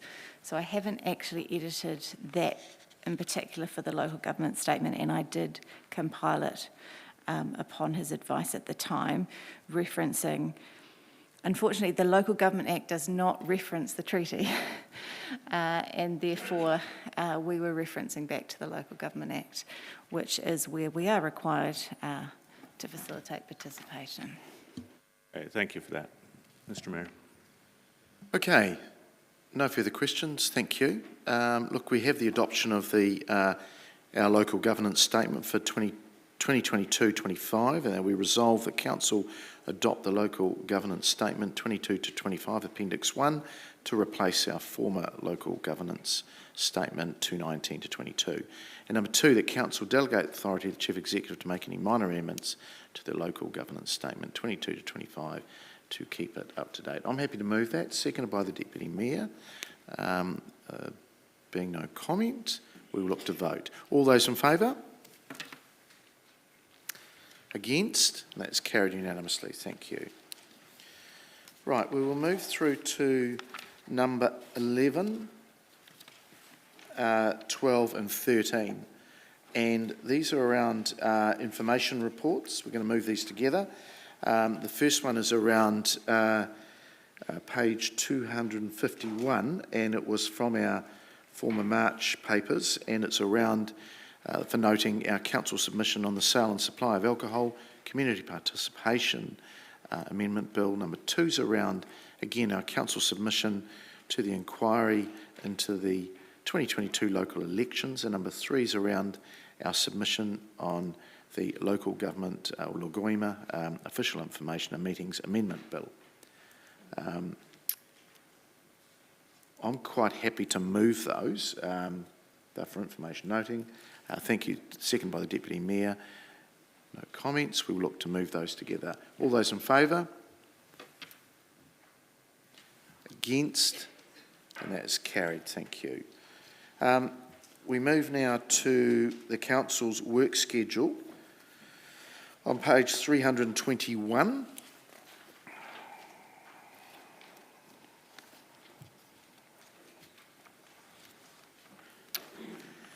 And our resolution there is to receive the work schedule dated 15th of March 2023. I'm happy to move that. Seconded by the Deputy Mayor. Any matters arising? Councillor Naylor. I just have a question around item 6, which is agreeing the terms of reference for steering groups. I'm just wondering if it would be appropriate to defer that perhaps to May, given that the Civic and Cultural Precinct Master Plan won't happen until then. And I also note that the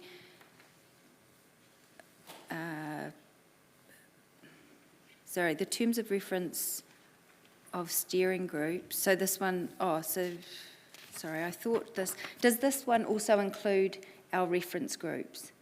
No, it doesn't. Okay. Well, just for that reason, I think perhaps it needs to be deferred because we don't know what the outcome of those decisions are yet. Yes, I'll just let the officers maybe comment on that.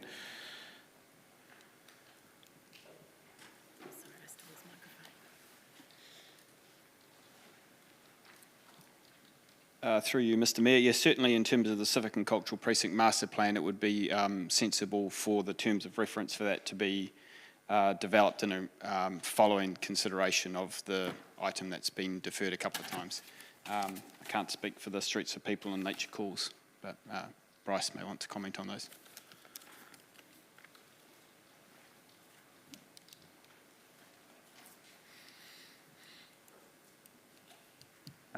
Yeah, I think there'd be a low impact of deferring it off to May in terms of those other terms of reference.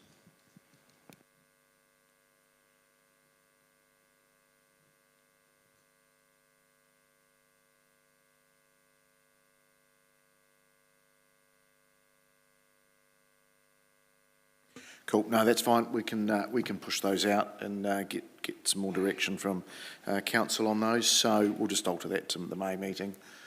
Just check with the CE. That's fine. So again, any other comments before we vote? All right, we will vote. All those in favour? Against? That's carried unanimously. Thank you. All right. We'll now go to committee recommendations from various meetings. Number 15 is committee recommendations from the Economic Growth Committee meeting of the 22nd of February 2023, and I'll ask the Chair, Councillor Happer, to speak to those, please.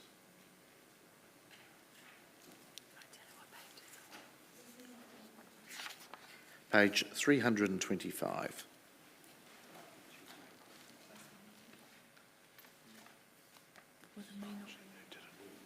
Oh, I'm sorry. I might get the Deputy Chair, Councillor Wood, on page 325. Yes, I forgot you were an apology. What would you like me to say?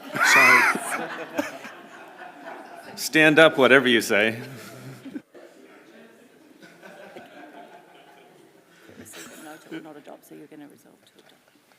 All right, well, I move that the council resolve to adopt the recommendation that the Main Street Cycleway Permanent Solution decision, that the committee recommends the council endorse option 1, retain the existing Pioneer Highway temporary cycleway infrastructure until it reaches the end of its useful life, and replace it and progress the remaining pieces as a permanent solution to create a complete, safe cycleway along that route. And do I need a seconder? Yes, you do.